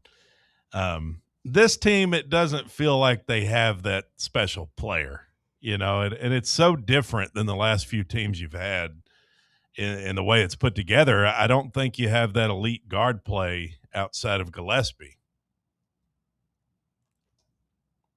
I think you definitely don't have elite guard play outside of Gillespie. Like, no doubt about it. Like, and I wonder how that's going to affect you long term over the season. Yeah, like I mean, if this team's going to be good, it has to get better play from Nate Ament. Like there's just no way about it. Like there's nobody else to take the load off scoring wise. So like it has to be Nate. Like he has to be, maybe not worth the money and be like a 5-star top 5 pick. Maybe that's just not going to happen for him this year. Maybe that's not in the cards. But like he's at least got to be a good SEC player. And like at times it doesn't feel like he's a good SEC player. Well, and from a defensive standpoint, you can't really go to a guard-heavy lineup like you were talking about. The Illinois just spread us out. Like if you're relying on your front court, then that's going to happen to you. That's what I want to see. Maybe the Cade Phillips injury allows Barnes to dabble and experiment. Maybe it forces his hand, but like Louisville is going to. I mean, Sam, how does Louisville play? Because I mean, I still have the same thing in mind of watching them play, under Patino. It feels like when I watched, Kelsey's teams, they still kind of play that fast, small, hectic, kind of athletic style of basketball. Is that accurate? Yeah. Yeah. So like, I mean, like you're probably going to have to play a little bit smarter to match up with them. Well, they've scored at least 104 points 3 times this season. Wow. Oh, no, sorry, 4 times. Oh, wow. Which those were against trash opponents. No, but sure. Like, I mean, that's still impressive. Yeah, but even against the good opponents, they put up 96 on Kentucky. They put up 87 on Indiana, 80 against Arkansas. So, like, they're a team that scores. They've got the number 5 offense, according to Bart Torvik. The number 5 offense? Mm-hmm. Where do you have the Bart Torvik rankings pulled up? Yeah, I do. Where does it have our offense? 27. Where does it have our defense? 12. Yeah. Which can't be right. Well, I think we're getting some benefit of the doubt, and I'm sure we beat up on the bad teams, but like it doesn't look like the same defense when we watch it. Not against good competition. Now, with that being said, like it wasn't like Illinois, killed you the entire game. Like when you come out of it, you look and see that they scored 75. Syracuse scored 62. Like those aren't terrible performances, but the last 10 minutes, it felt like you didn't get one stop against Illinois. You kept hitting shots to try to get back in it, and they would just hit a 3 to put you back at arm's distance. Hey, we beat Houston, though. We did beat Houston, which maybe was the worst thing that could have happened to us because I think it made our team a little bit too confident, and I think it raised our expectations that this wasn't a team that was going to have to get better as the season went on. I think we thought it was a finished product, and I'll own up to that. I think that I probably thought that too. And then you get humbled against Kansas, and then you play a terrible game against Syracuse, and then it spirals against a good Illinois team. I'll feel a lot better if we can beat Louisville because that will tell me that at least we can beat top 10 teams. Like you already got one against Houston, but I think this Louisville team very well could end up as a top 10 kind of team. So, oh, for sure. Like if you beat those 2 teams, at least I know we have high end potential, and then I feel pretty good about winning the next 2 against Gardner-Webb and South Carolina State. They are a combined 0-21. It may be Cope. It may be Cope. But I got Dalton Connect's game log pulled up because I do think people have kind of lied to themselves a little bit about it. Because I don't think it was really until conference play that you knew that you had something special. North Carolina, he was awesome in the second half, but like 17, I'm just going to read his point totals. 17, 24 against Wisconsin, 18, 17 against Syracuse, 16 against Purdue, 13, including 4 of 17 from the field against Kansas. Now, you had the 37 against North Carolina. Like I said, that explosion there. But he followed it up by going 4 of 11 and scoring 10 points against George Mason. Scored 21 against Illinois, 7 against Georgia Southern. This was when he was hurt, too, by the way, though. He got hurt in that North Carolina game. Well, he wasn't hurt at the beginning of the season. I mean, when he had some 17s and, he wasn't hurt against Kansas when he went 4 of 17 and scored 13. I'm just saying he rolled his ankle after that North Carolina game. He did roll his ankle there. Production dipped off quite a bit for a few games after that. Yeah, I don't know at what point the ankle would have gotten better. I mean, I don't know. He played 19, only 19 minutes against North Carolina State and scored 2 points. So, I mean, like it clearly wasn't healthy there. 6 against Tarleton State. Against Ole Miss, even like you would think, Sam. I mean, if you roll your ankle November 29th, should the ankle have been better by January 6th against Ole Miss? Like you would think so, right? And he scored 8 points on 3 of 6 shooting. So like Dalton Knecht took off January 10th, as far as I'm concerned. He scored 28 against Mississippi State, followed up with 36 against Georgia, 39 against Florida, 25 against Bama, 32 against Vandy, 31 against South Carolina. Like it was really January 10th that he said, okay, I'm now going to be this All-American player. You saw flashes in the exhibition against Michigan State. You saw flashes, of course, against North Carolina. I say that just to say, like with Gillespie and Ament, there is a little bit of a learning curve, especially with Ament. Like I'm gonna hold off to SEC play before I call him a bust. Before I say he can't be a good scorer, because Knecht's the best scorer I've seen at Tennessee. I wasn't allowed for Bernard King. I don't think Lofton could do it at all 3 levels like Knecht could. Knecht's the best scorer I've seen. And like I said, I don't think he really took off and took control until January 10th. The North Carolina game was special, though. And Sam's right. I mean, it is fair to say he sprained his ankle. He rolled his ankle. Like at what point did he finally start feeling like himself again? Maybe it wasn't until Mississippi State. I don't know. But like I said, it was November 29th and January 6th against Mississippi State, or against Mississippi at home, excuse me. He scored 8 points. I wouldn't call Ament a bust. I think the tough thing with him is seeing the other freshmen performing the way that they are, like Boozer at Duke being so good. Yep. That's the hard part. Is like, we get our expectations up to a point. It's like it's hard not to be disappointed sometimes. Ament was talked about in that same breath, though. I don't think it's our fault. No, but like I just feel like we keep getting fooled. Like we keep getting like enamored with these freshmen. Like Nico comes to mind, and then like Ament, like, and they're so young. Everyone talks about it. The 5 stars. We don't get the 5 stars like everybody else. Like pretty much in any sport, we haven't had a 5-star be a 5-star, unless you want to say that David Sanders being a freshman All-American is living up to the hype. But even then, he missed half the season banged up. In that Oklahoma game, that one play that gave them a touchdown that got Joey killed there. That was tough. But we're overdue for a timeout. Sam, send us to break. We'll take some listener comments on the other side. It's Talk Sports on Fan Run Radio.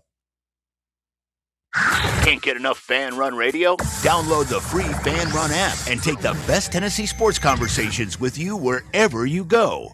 Whether you are buying or selling a home, or even looking for some land to build on and start a family, be sure to give Reed Emerson with Better Homes and Gardens Real Estate Heritage Group a shout. He is a longtime listener and supporter of Fan Run and has been serving the Mid-State for many years. Reed prides himself on his hassle-free and honest approach, and that's because he's not just chasing another commission. He wants what is best for his clients. Give Reed Emerson a call or text him today to get the process started. His number is 931-492-0418, or you can find him online at bhgheritagegroup.com. Barley's has live music on weekends, general team trivia on Wednesday nights at 8 p.m., and now live sports trivia courtesy of the Knoxville Trivia Guys every Thursday night upstairs. The game starts at 7 p.m. and is free to play for everyone, so head on down to the Old City and show off your sports knowledge and win gift cards to Barley's. Use those gift cards to buy some delicious food and drinks, and you can take it all in with their wide selection of TVs and indoor projectors. Barley's Tap Room and Pizzeria. Yee-haw! I've been hooting and hollering ever since I started betting with the VIP Play app. VIP Play has more than 200 leagues, every bet type you can imagine, live betting and live hosts, all with 24/7 support from real live people when you need them. Start betting better with the VIP Play app today. Don't be a better, be a better with VIP Play today. Download VIP Play today or head to VIPPlayApp.com. Make sure you use the promo code FANRUN to take advantage of their welcome bonus and so they know that we sent you. Gambling problem? Call 1-800-88-99789. Must be 21 or older and located in Tennessee to bet. Your smile says it all, so make sure it's saying the right thing. At Knoxville Smiles, we believe healthy teeth mean happy lives. Whether it's a routine cleaning, whitening for that big event, or fixing a nagging toothache, our gentle team is here for you. With flexible hours, family-friendly care, and the latest technology, Knoxville Smiles makes every visit stress-free.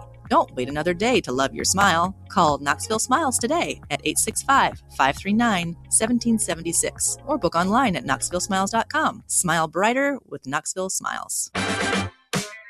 Yeah, it's another day, but what kind of day is it really? A day of doom scrolling? Laundry day? Nah, it's a White Claw day. Light and refreshing tasting, uniquely cold way filtered. There's an iconic flavor for everyone. So grab a pack, grab your friends. Make the most of each day with those who matter most. When you're together with White Claw, every day is a once-in-a-lifetime experience. You just gotta grab it. White Claw. Grab life by the claw. Please drink responsibly. Hard seltzer with flavors. White Claw Seltzer Works, Chicago, Illinois.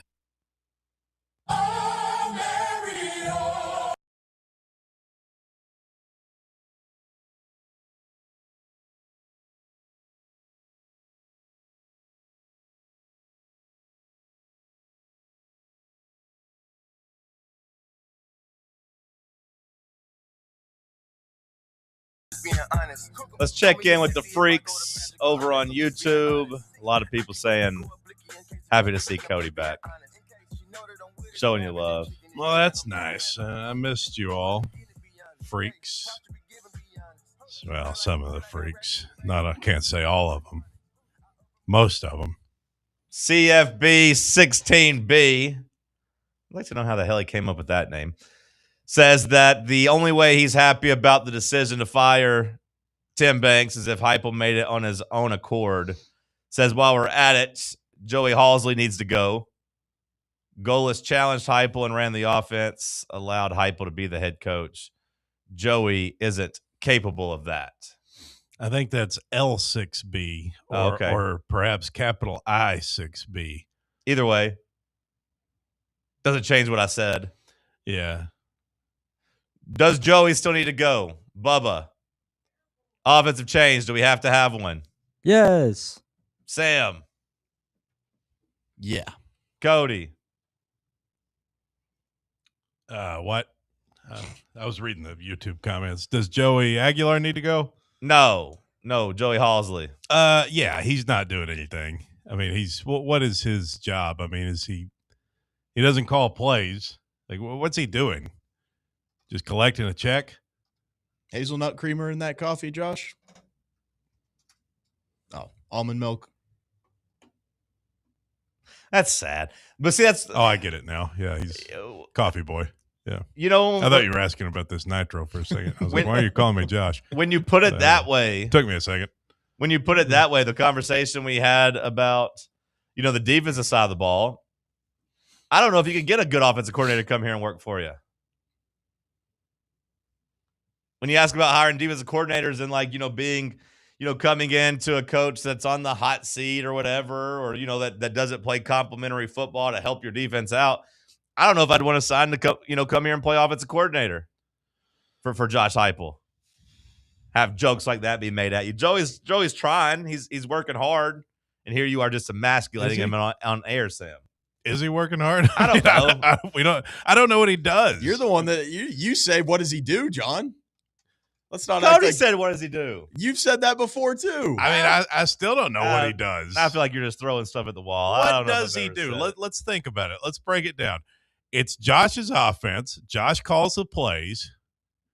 What's Halsley do? I mean, he recruits, I guess. He helps recruit. He does help recruits, and people say that he works ahead. He has plays, or that he's actually relaying the plays to Josh is what people say, right? That he relays the plays to Josh. Josh picks between a couple is kind of the idea there. He presents the options for Josh. That's what's been told, right? Because so he's Josh's waiter. Here's our appetizer. And then for the entree, we'll have this, and then dessert, you'll have that. The way it's been explained is that, to me, people have said, Golish had plays and said, here's what we're doing. And Halsley would be like, hey, what do you think about this, Josh? You like this play?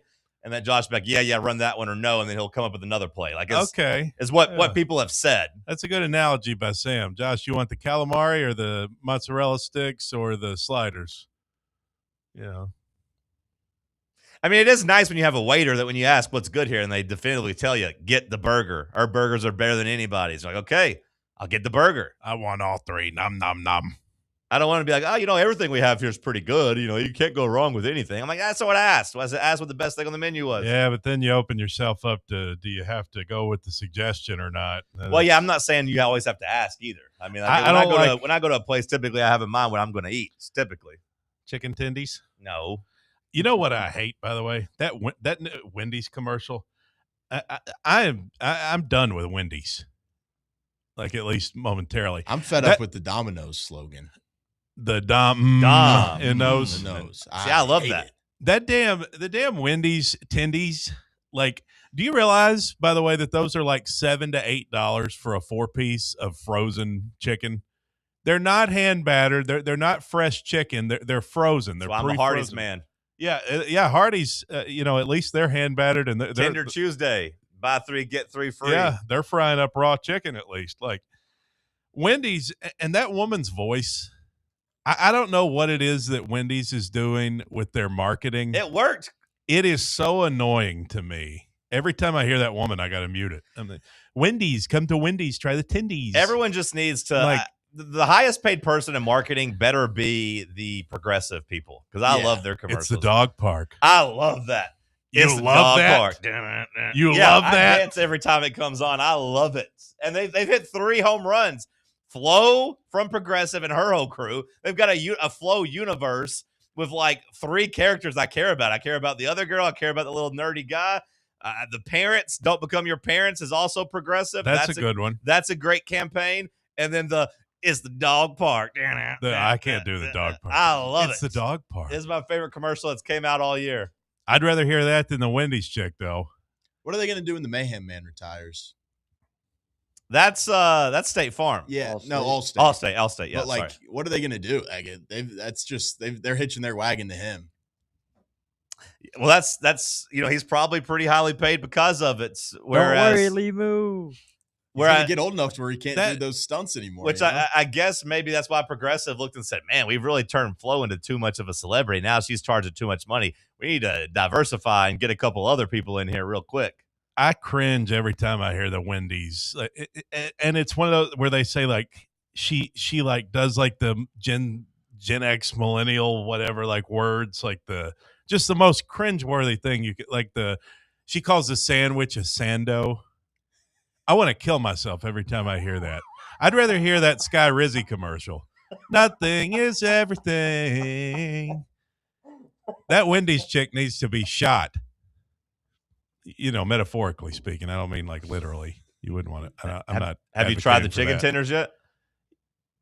Yeah. All right, so it worked. They're frozen. It worked. I wanted to be like, Your problem is that the tenders weren't good enough. No, but I try everything. I like you can't use me as an example for Wendy's needs to get bigger packets of barbecue sauce too. Their packets are too small if you're going to be dipping that damn tenders barbecue in there. sauce at Wendy's is sugar. Have you? It's so good. I love it. It's so sweet. I love it. I don't really eat it. I used to get a 4 for $4 a lot. Then I used to love the barbecue sauce and the little 4 nuggies and the fries, but I don't really eat Wendy's anymore. Once they just embraced that their combos were over like $11, I said, I'm good on Wendy's. I'm once the 4 for $4 turned to the 6 for $6, I'm all right. Wendy's has gone downhill. They suck. We used to be a proper country. They had the little greenhouse where you could go eat. The burgers were a decent size. It's a dog park. Cup of chili. Chili's still good. Chili's still good. I miss Harambe02 says Tim's recruiting also played a role in the firing, not just his practice habits or his in-game coaching or taking naps up in the coach's box. Yeah, he didn't get us any damn safeties. I will say that. You got to find somebody that can recruit some safeties. Tennessee has to get better safety play. Hour 2 in the books. Hour 3 coming at you. The return of Tuesday Trivia. Stick with us. Let's talk sports on Fan Run Radio. Check out our new and improved website at fanrunradio.com. Today, we raise a glass of Jameson Irish whiskey to the sport of football. Hear, hear!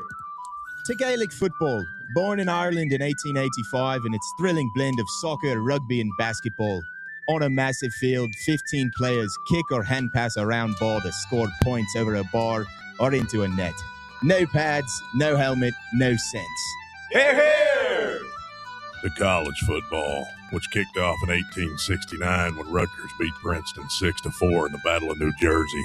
With 11 players and helmets and pads, teams battle on a 100-yard gridiron with explosive pass plays and hard-hitting tackles, unless you're called for targeting. Hear, hear!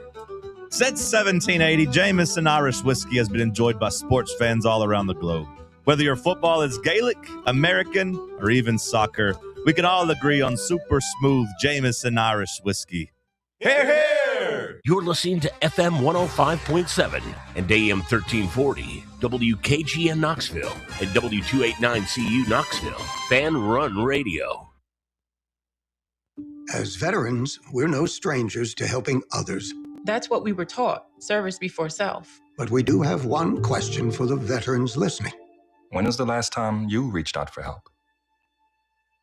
If you or someone you know needs resources, whether it's for stress, finances, employment, or mental health, don't wait. Reach out. Find more information at va.gov/reach. That's va.gov/reach. Brought to you by the United States Department of Veterans Affairs and the Ad Council.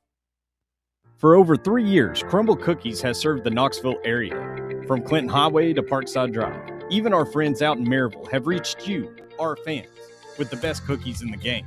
This fall, Crumble is gearing up for yet another fantastic season. Whether you're tailgating or looking for a pick-me-up after getting the kids from school, Crumble has you covered. Download the Crumble app to check out this week's rewards and features. And stop on by. Tell them Fan Run sent you, but don't miss the cookies. Timeless traditions start with the ones we love and what we bring home for the season. Bring Inward Half home this holiday. Comfort and performance, made for the journeys you take and the memories you make. For quiet moments or the days you'll remember forever. From performance polos to cozy hoodies, modern apparel for men, women, and kids, there's something for everyone. This holiday, make tradition comfortable. Make it memorable. Make it Inward Half. Dick's House of Sport at Westtown Mall is a destination devoted to sport, and it's your destination for exclusive events and experiences. Come visit a store like no other. Check out our 40-foot rock wall, golf performance center, Hit Tracks batting cage, and outdoor turf field. You can now rent our space for private events and birthday parties. Learn more about our events and exclusive product launches on Facebook and Instagram at Dick's House of Sport KNX. Dick's House of Sport, proud partner of Tennessee Athletics.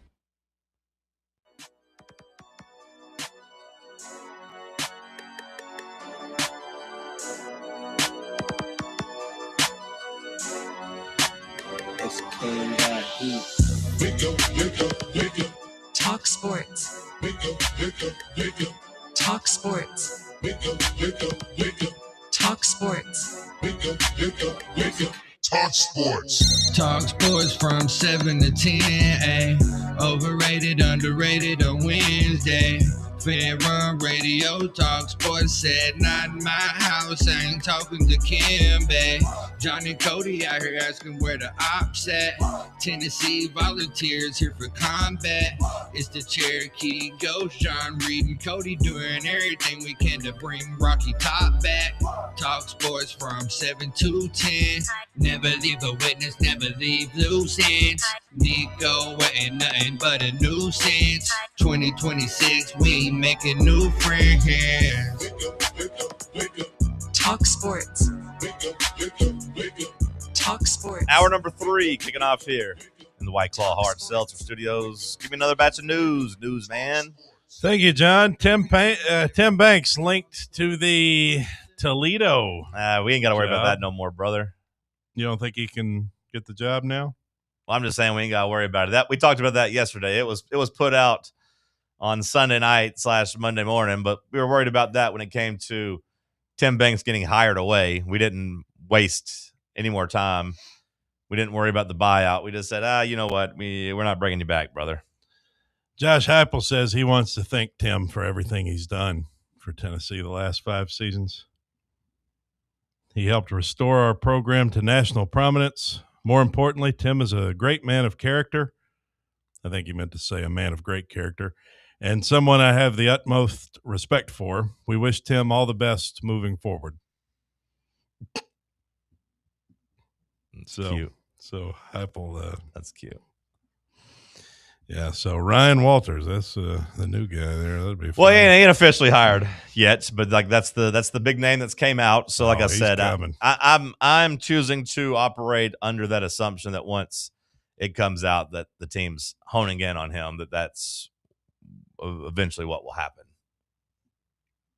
Tennessee should be able to get Washington's defensive coordinator if they want him. If not, I would be pretty mortified. I would be aghast if he told us no. If he's like, actually, I'm good. I'm going to stay here with Jed Fish at Washington. That's where I want to be. Not the pool you want to be in. No. Shedeur Sanders will remain Cleveland's QB1 for the rest of the season. He looked great against the Titans. Did you see him? Garbage time. Okay. Garbage time. Well, he had the one good throw to Jerry Jeudy. I'll give him that one. Oh, look at me. Here's another dump down. I mean, it may be garbage time, but 394 total yards and 4 touchdowns. That's something a Browns quarterback hasn't done since when? The Titans defense sucks. We suck. We're the worst team in the league. Sam, what'd you say? I know it's banana time. Sorry, but of his yards, you had a stat yesterday about how many of them were yak. I'll pull it up. Get the official. I think it's like 264, maybe. Just run after the catch. I mean, he was just dinking and dunking. I gave him credit, though. Like, he gets to keep the job for the rest of the season. 262 of his 364 was yards after the catch. We'll see if he's able to do enough to keep that job in the offseason. I will say that, like, he's at least proven that he was probably worth more than, like, a 5th-round pick, right? Don't shake your head while you're eating the banana, Sam. That doesn't look good. Don't shake your head. Don't nod while you're doing that. Probably a 3rd. Yeah. What happened to him in the draft probably was a little unfair in terms of his talents. Yeah. Well, we talked about old man Phillip Rivers working out, trying out with the Colts. The Buccaneers are signing Jason Pierre-Paul to try out as well. Somebody get my boy Luca on the line. Unk season is here. Unk season has returned. Yeah, clearly. Pierre-Paul, he was a member of the Bucs Super Bowl team back in 2020. Okay. Last played in the NFL in 2023, 2 years ago. So they're going to give him a tryout Monday, signing him to the practice squad, according to Adam Schefter. All right. Very old. I don't feel like I notice every week that Tampa doesn't have like a pass rush or anything. It doesn't feel like that's holding their team back. Maybe they do. Maybe I'm not watching close enough. But hey, here's a former, I don't know if I can call him a legend, but like Can't quite put your finger on the problem over there. Firework safety is very important. It's not a laughing matter. The Bengals' Trey Hendrickson is likely out for the rest of the season. He will have to undergo core muscle surgery. You missed the perfect Joe Burrow game on Sunday. I didn't miss it. Well, you missed the discussion about it yesterday. I didn't want to be part of that. I knew you'd slander my boy. Did you see that interception he threw? Did you see the pick six that lost him the game? Everyone makes mistakes. Did you see the pick six that lost him the game? Did you see how bad Patrick Mahomes has been all year? Patrick Mahomes sucks. This isn't about Patrick Mahomes. This is about Joe Burrow. But I mean, it was a perfect Joe Burrow game. Wow, look at my 390 yards. Oh, and here's 2 back-breaking interceptions, including he has so much pressure. Including one of the worst interceptions, maybe the worst interception since Brett Favre retired, when you consider like the prestige of the quarterback throwing it. Yeah, Will Levis had worse ones. Yeah, Will Levis sucked. I'm talking about a Joe Burrow guy that people act like is an MVP type of player. He has so much pressure on him to go out and be some sort of a god. I mean, he's got nobody. He's got to carry. They had a lead. Team. They were winning. The defense was carrying the team at the time of this. The defense carrying the team, giving up 39 points or 32 points at the time. I said at the time of this. The pick six wasn't when that happened. He's doing everything he can. He did do a lot to help the Bills win. That is true. That's unfair. It's an unfair assessment. No, but him coming out after the game and talking about like the franchise isn't where it needs to be and yada yada yada. I don't like doing that after you played. So you didn't play poorly, but whenever you make that mistake there, throw the interception. It's time for them just to pull the plug on the season, though. I mean, like, they're out now. Trey Hendrickson out. It's over. I gotta say, this is the year. This has to be the year for Josh Allen, right? Feels that way for Buffalo, yeah. And I don't even think they're that good. But when you look at this AFC, Lamar's out of it, Burrow's out of it, hell, Mahomes is out of it. I mean, the Chiefs are down to what, like 12% to make the playoffs? The Chiefs needed the Eagles to win last night, and the Eagles screwed them again. I'd say that 12% went down last night after the Chargers won again. That was a good one for me. I got a 3-leg parlay. Nice. I had a 3-leg parlay last night too. What'd you hit? Amarion Hampton touchdown. Nice. That was first drive. You had to feel good about that. Yeah, I did. I felt great. Chargers win. Okay. And the under. Nice. So I got the under just ever so slightly. But what was that at? Like plus 42.5? No, I just mean the odds on that about plus. Oh, I don't know. A touchdown plus the under is probably close to 6-1, right? With I had a little boost and that helped. I don't know. It was like $5 to win 56. Okay, so yeah, over 10 to 1. Yeah, I was gonna say if you do touchdowns with the under, that's usually pretty good. A nice little boost there. I had a 3-teamer. I had Anthony Edwards to score 30 points. He scored 40. I had A.J. Brown to get 70 receiving yards, and I had Omarion Hampton to get 30 rushing yards. Well, there you go. And at one point in the fourth quarter, Omarion Hampton had 29 rushing yards, and they would not put him back in the game. They kept running little Vidal, and I was getting so mad. I was like, just give it to Hampton. Let him run it one time. Yeah. And then they finally did, and he got like a 6-yard run. And then in overtime, he busted like a 15-yard run. But then A.J. dropped that one across the middle when he had 65. I was like, oh, my God. Yeah, Vidal. Oh, my God. I need one more catch. Then A.J. had 2 more catches, so it was all good.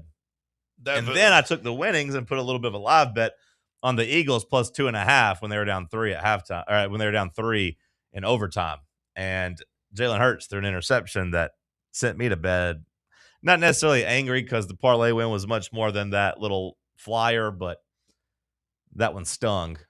Jalen Hurts throwing the interception when I was like, oh, we're going to tie at least here. Kick a tying field goal as time rolls out, plus 2.5, cha-ching. But nope, there's a terrible interception. Thanks for nothing, Jalen Hurts. You bum. He was bad. You bum. Big win last night, or big result last night for the Cowboys. The Cowboys stay alive. I'm rooting for the Cowboys to catch the Eagles. Me too. I want that to happen. I'm rooting for the Cowboys to catch the Eagles. They deserve to be in the playoffs more than the Eagles do. I hate watching both those teams last night. I hate watching the Chargers, and I hate watching the Eagles. That's why I took the under. That was a good call. I thought 2 teams that want to play physical, just, So you'd have gotten screwed. Down in the mud football. You'd have gotten screwed both ways had the Eagles tied that game then, huh? Like if the over would have hit, if the Eagles would have kicked that field goal, right? So that was a perfect interception for you. Worked out perfectly for me. The South Carolina Gamecocks are hiring TCU's Kendall Briles as their offensive coordinator. How about that? South Carolina bringing Briles in. Briles is back to coach the offense. And also Texas Tech linebacker Jacob Rodriguez has won the Bronco Nagurski Award. He was making all kinds of plays. I don't know if you saw that game Saturday. Nah, he's a stud. That's when he used to play quarterback, right? I don't know about that, but he was making a lot of plays on defense. Texas Tech, are they for real? Yeah, I think so. Like, do they have a chance to win the national championship? I mean, what do you think, Sam? Do you think they could actually win a national championship? Sam's rooting for them, but do you think they actually can win the national championship? I maintain their quarterback play is not good enough, but I do think they can. Just where they're at in the bracket. Every game they've won this year has been by 20 points or more. That defense they've got is nasty. So. They've won every game by 20 points or more? Every game that they've won. Right. I know they lost one game, but yeah. Wow. Yeah, no close calls other than the one loss. That's crazy. That's it. They've kicked everybody's ass. So, I mean, I don't know what that says about the Big 12, but credit to their booster. Went out and bought it. But yeah, that Rodriguez guy, he's the one that was at Virginia and was there as a quarterback, but left, transferred to Texas Tech and learned how to play linebacker. I'll be putting the house on Texas Tech when they play Oregon. And I think defensively, like a team where defense is their strength, I think they got the right side of the bracket, Those other teams, I don't think I would have wanted to face Georgia or Ohio State or Ole Miss or A&M. Yeah, maybe you just get to the national championship and roll the dice. Maybe they're the runner-up. But, yeah, I mean, that's an impressive stat. I don't think I realized that they've won every game by at least 20 points. That Arizona State loss is a little bit of a head-scratcher, but that's when they didn't have their quarterback, right? They had a backup. Mm-hmm. Miami's Mario Cristobal says he feels for Notre Dame and says it's a tough business. If you want to make everybody happy, don't get involved in football. Don't coach. Go sell ice cream because the ice cream man makes everybody happy. And football can be happy. Not if you make people. Yeah. The ice cream out. I don't have any more cherry. What about strawberry? No, ice cream man. Shut the hell up. Get out of here. I don't think any flavor. Honestly, seeing BYU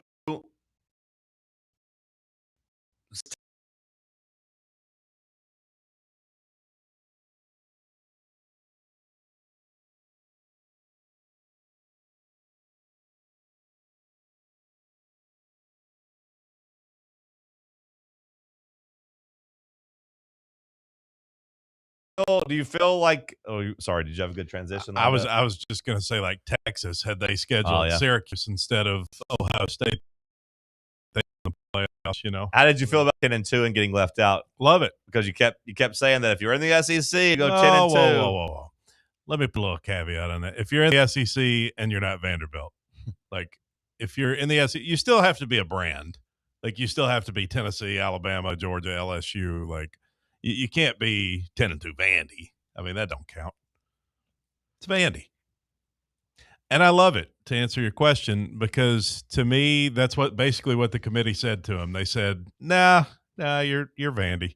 You think 10-2 Tennessee would have gotten in over 10-2 Miami? 10-2 Tennessee would have been in the same position Oklahoma's in. Is that accurate? I think 10-2 Tennessee would be hosting. We'd be playing Alabama. I don't think we'd be in the same position as Oklahoma. I think so. I think Oklahoma's getting a lot of love for having a road win at Alabama. If we were 10-2. Yeah, but we'd have a win over them and we'd have a win over Vandy, which wouldn't be as good. It wouldn't be quite as good, but we would be in the playoffs for sure. Maybe we wouldn't be hosting, but we'd be in the field. No doubt in my mind. I don't know. I guess it depends. I mean, yeah, if you beat a 9-2 Vandy at the end there, maybe. If Oklahoma just loses to you and then keeps winning, all things, stay the same. If you had 2 wins over 9-3 teams, maybe, I guess. Yeah, we'd definitely be in. But Vandy, if they would have lost, they'd dropped down probably to like 20th. Yeah, we didn't have to worry about it because we lost to Oklahoma and Vandy. Though, yeah, that is true. It's difficult the way that turned out. Tuesday trivia coming up next. Stay locked in on Fan Run Radio. The flagship station for Tennessee fans. This is Fan Run Radio. The voluntary reaction. This football season, tune into Big Orange Country's post-game radio free-for-all, The Voluntary Reaction, presented by the Griffin Law Firm. We'll be live on the Fan Run Radio app as soon as every UT game is over, taking your calls and breaking down the game to levels that can only be described as beyond scientific. So tune in and drink with us from the keg of glory or drown in the pool of despair. The Voluntary Reaction on Fan Run Radio. The Voluntary Reaction. Raw, unfiltered, real. Yee-haw! I've been hooting and hollering ever since I started betting with the VIP Play app. VIP Play has more than 200 leagues, every bet type you can imagine, live betting and live hosts, all with 24/7 support from real live people when you need them. Start betting better with the VIP Play app today.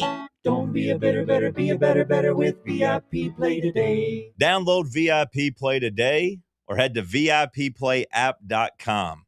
Make sure you use the promo code FANRUN to take advantage of their welcome bonus and so they know that we sent you. Gambling problem? Call 1-800-88-99789. Must be 21 or older and located in Tennessee to bet. We really need to get some branded stuff. Shirts, hats, promo items, something professional.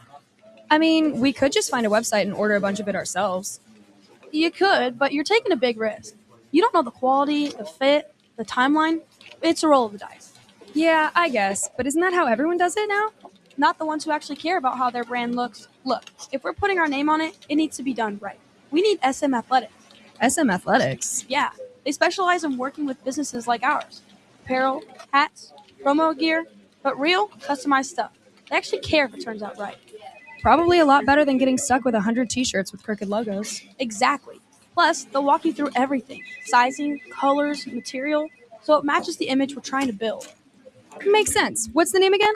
SM Athletics. Trust me, if you want to look like a real company, not a flea market stand, this is the move.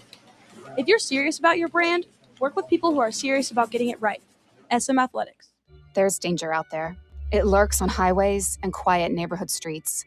It's more likely to kill you than a shark and more terrifying than the biggest snake. Distracted driving claims lives every day. Every notification, swipe, social post, video, or selfie while driving risks your life.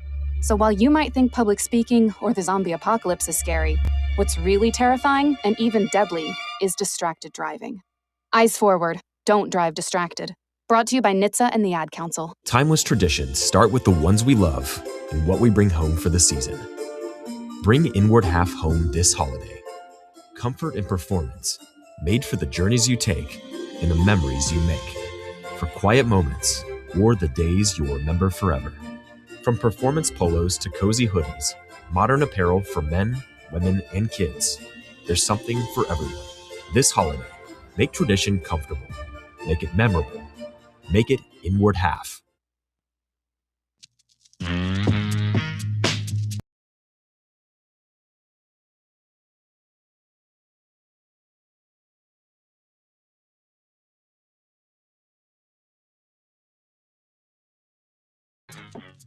All right, let's play some Tuesday trivia. Sam, how many of these did you do yourself, brother? I had this one sent in to me because I was unsure of Mr. McClure's status for the day. Okay, so you outsourced all of this, so you get no blame if it sucks or no credit if it's good. Why would you be unsure of my status? I don't know. Didn't I tell y'all I'd be back Tuesday? No, you said you'd be back Monday. Did I say Monday? Yeah. Monday. Monday, December 8th. You even gave us the date. I thought it was Tuesday. Yeah. My bad. Today's categories, we have General, The Sopranos, College Nicknames, 90s Cartoons, and Rolling Stones. It's be really embarrassing if Cody loses this one. Well, that could be a trick category. This is like Bob Baskerville in the playoffs. Bob's been beating his chest all regular season, getting to the fantasy playoffs. Like, yeah, this would be an epic collapse. That could be a trick. College nicknames. Hell, this guy loves cartoons. He still watches I cartoons. don't watch 90s cartoons. The Rolling Stones, The Sopranos. Hell. You love The Sopranos as much as I do. When this one got sent to me, I did have that same thought. I was like, this is solid. This is a solid draw for Cody. I mean, it appears that way. This is like a home World Cup draw. Why didn't we just include growing up in Arkansas? Why didn't we put that on there as a category? Who founded Walmart? All right, saw one last time. Did you? Yes. Okay. I will go first. Do the Rolling Stones. No. I want to see if it's real. I'm not going to. I got to play my game. This is where I get in trouble. Is I try to be cute and I try to think about what Cody wants. I'm just going to play my game. Give me 90s cartoons for 3. 90s cartoons for 3. This 1999 cartoon showcases 3 best friends who look to scam their peers in the cul-de-sac to get jawbreakers.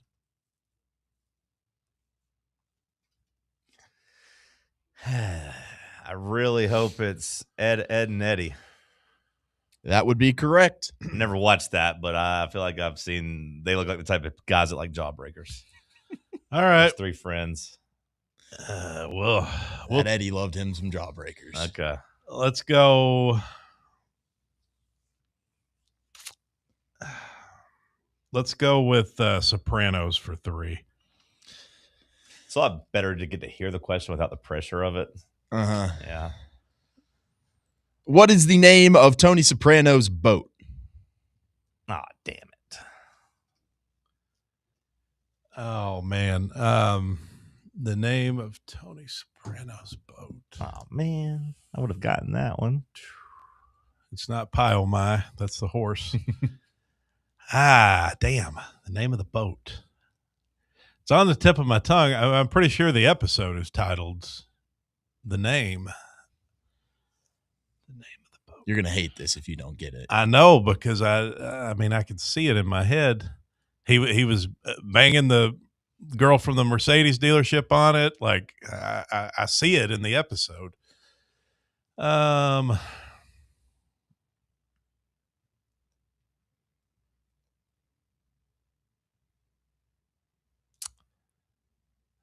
Man, I can't remember it. Go ahead and set the timer. 5 seconds.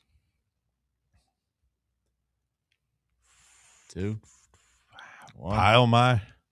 It's the Stu Gatz, right? Stu Gatz. Yeah, damn it. Stu Gatz. Damn it. Yeah, I couldn't think of it. Damn. Should have went with that and got my 3 points. I consider it a miss for myself. Give me college nicknames for 3. For 3? Yeah. College nicknames for 3. North Texas. Should have went with that one. North Texas. This is one of those that I'm going to feel really dumb if I get it wrong. Are they just the Mean Green? They are the Mean Green. 6-0. Let's try. I'll take the bait here. Rolling Stones for 3. Rolling Stones for 3. According to the Wikipedia page, the Stones had a total of 8 members throughout its history. Name 6 of them. Okay, so it is about the Stones. Okay. Name 6 of the 8. Correct. Mick Jagger, Keith Richards, Charlie Watts, Ronnie Wood, Mick Taylor, Ian Stewart. Correct. Okay. I'll do general for 3. It's a good category. General for 3. What is the only mammal capable of true flight?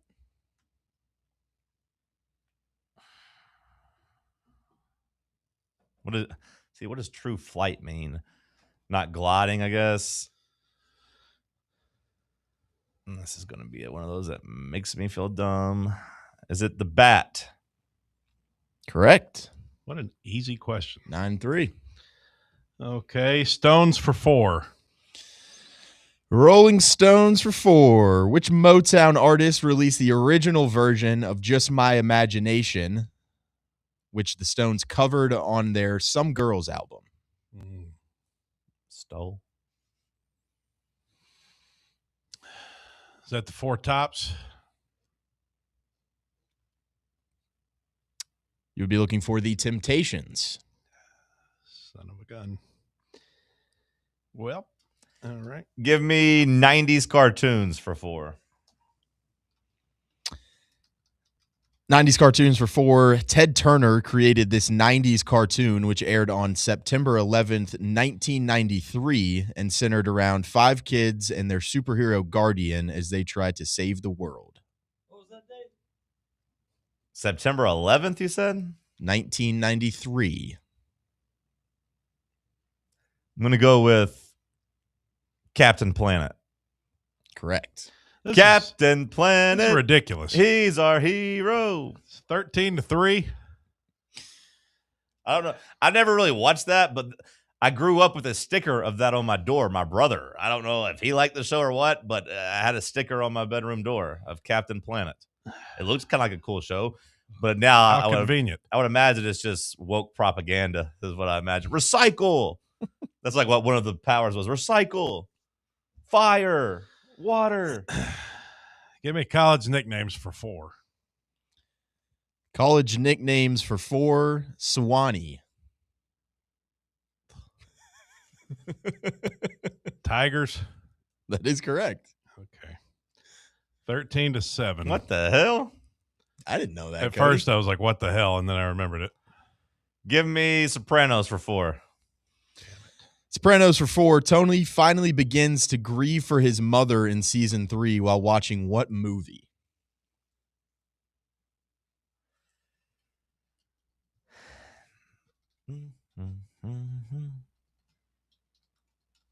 Is it Spartacus? No. Public Enemy. Oh, okay. All right, let's try Stones for 5. Stones for 5. Which was the first Stones album to be composed entirely of Jagger and Richards songs?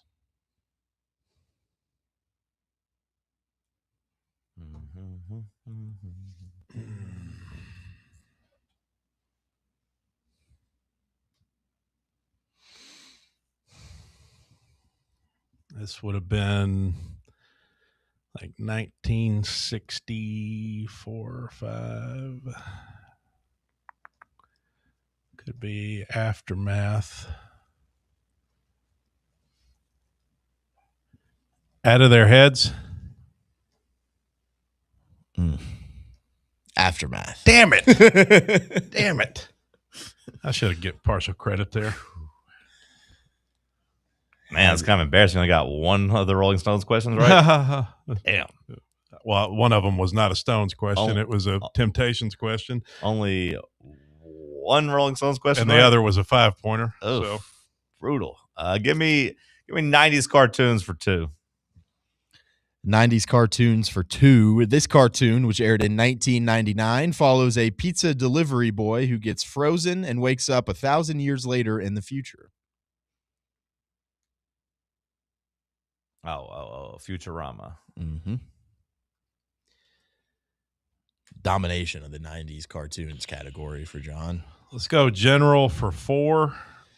General for 4. What is the name of the river that flows through Baghdad?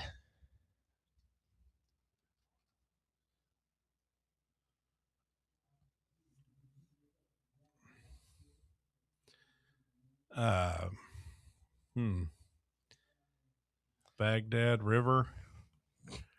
Okay, well, you got, so that's in Iraq. I mean, you got like the Tigris and Euphrates over there, right? Somewhere over there, or is that Egypt? Is that? I believe that is Egypt. So you got, it's got to be the one. Weren't there like 2 famous rivers like in Israel? Like they talk about them in the Bible. It's got to be that one of those. Was that not the Tigris and Euphrates? I'm going to go with the Euphrates. Should have went with the Tigris. This is unfair. I'm just picking wrong. Cody could have 8 more points. I'm on the right doorstep now. of every question. This is 8 more points. It'd be Todd. Jeez. Yeah, how about that? Yeah, even if you got lucky and actually, I'd have the. If lead. you only got to change your wrong answers into right answers, you'd be Todd. Wow, that's actually, crazy. I'd have the lead. Well, I said both right answers. See, that's what I mean by being on the doorstep. Give me. I'm gonna try to go for 20. Give me 90s cartoons for 5. 90s cartoons for 5. In the cartoon Hey Arnold, what is the name of the school Arnold attends?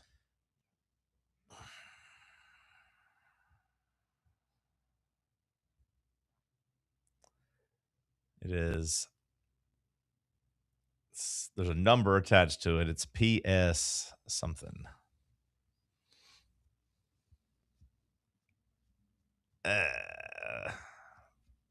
151 keeps coming in my mind, but I know that's just because of the Vols color.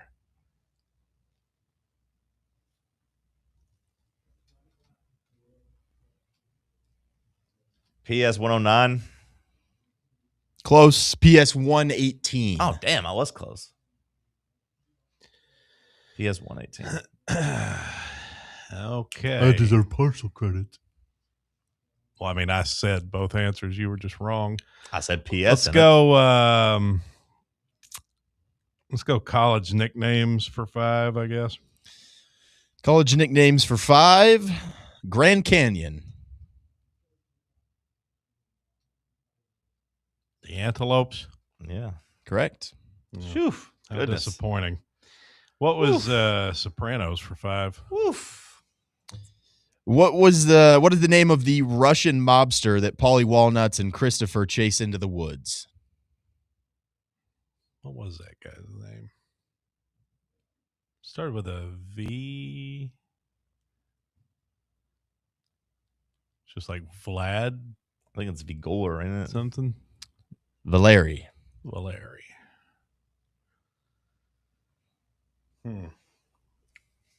if I could have gotten an actual Stones question for 4, then maybe I would have won there. Snaps for Johnny. Didn't know I was getting a Temptations question. Snaps for Johnny. What was the final score? 15-12.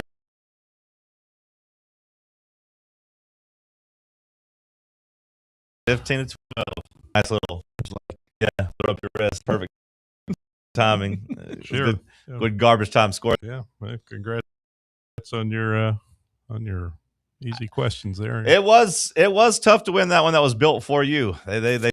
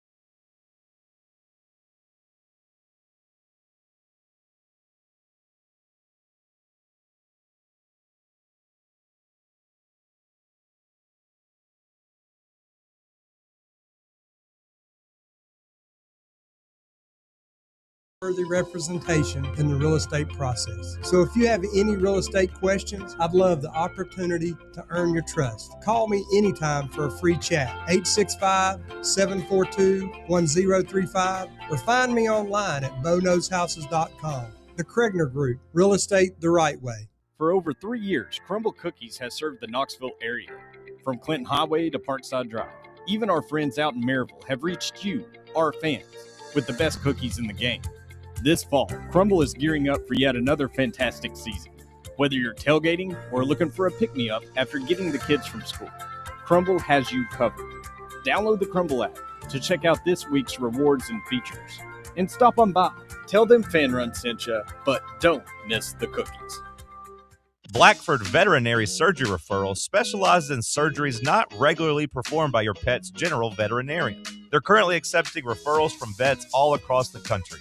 With their newly renovated state-of-the-art surgery center and highly trained staff, clients can rely on professional and thorough care. If your vet says that your pet needs surgery or rehab, ask for a referral to Blackford Vet and let them get your best friend back on its feet.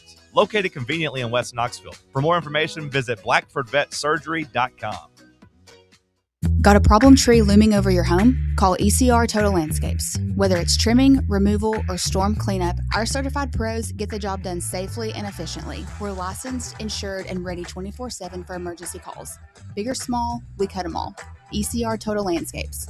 Call now for a free estimate, 865-384-2012, and mention promo code FANRUN for free stump grinding on any tree removal now through the end of the year. Also, visit us at ecrtotallandscapes.com.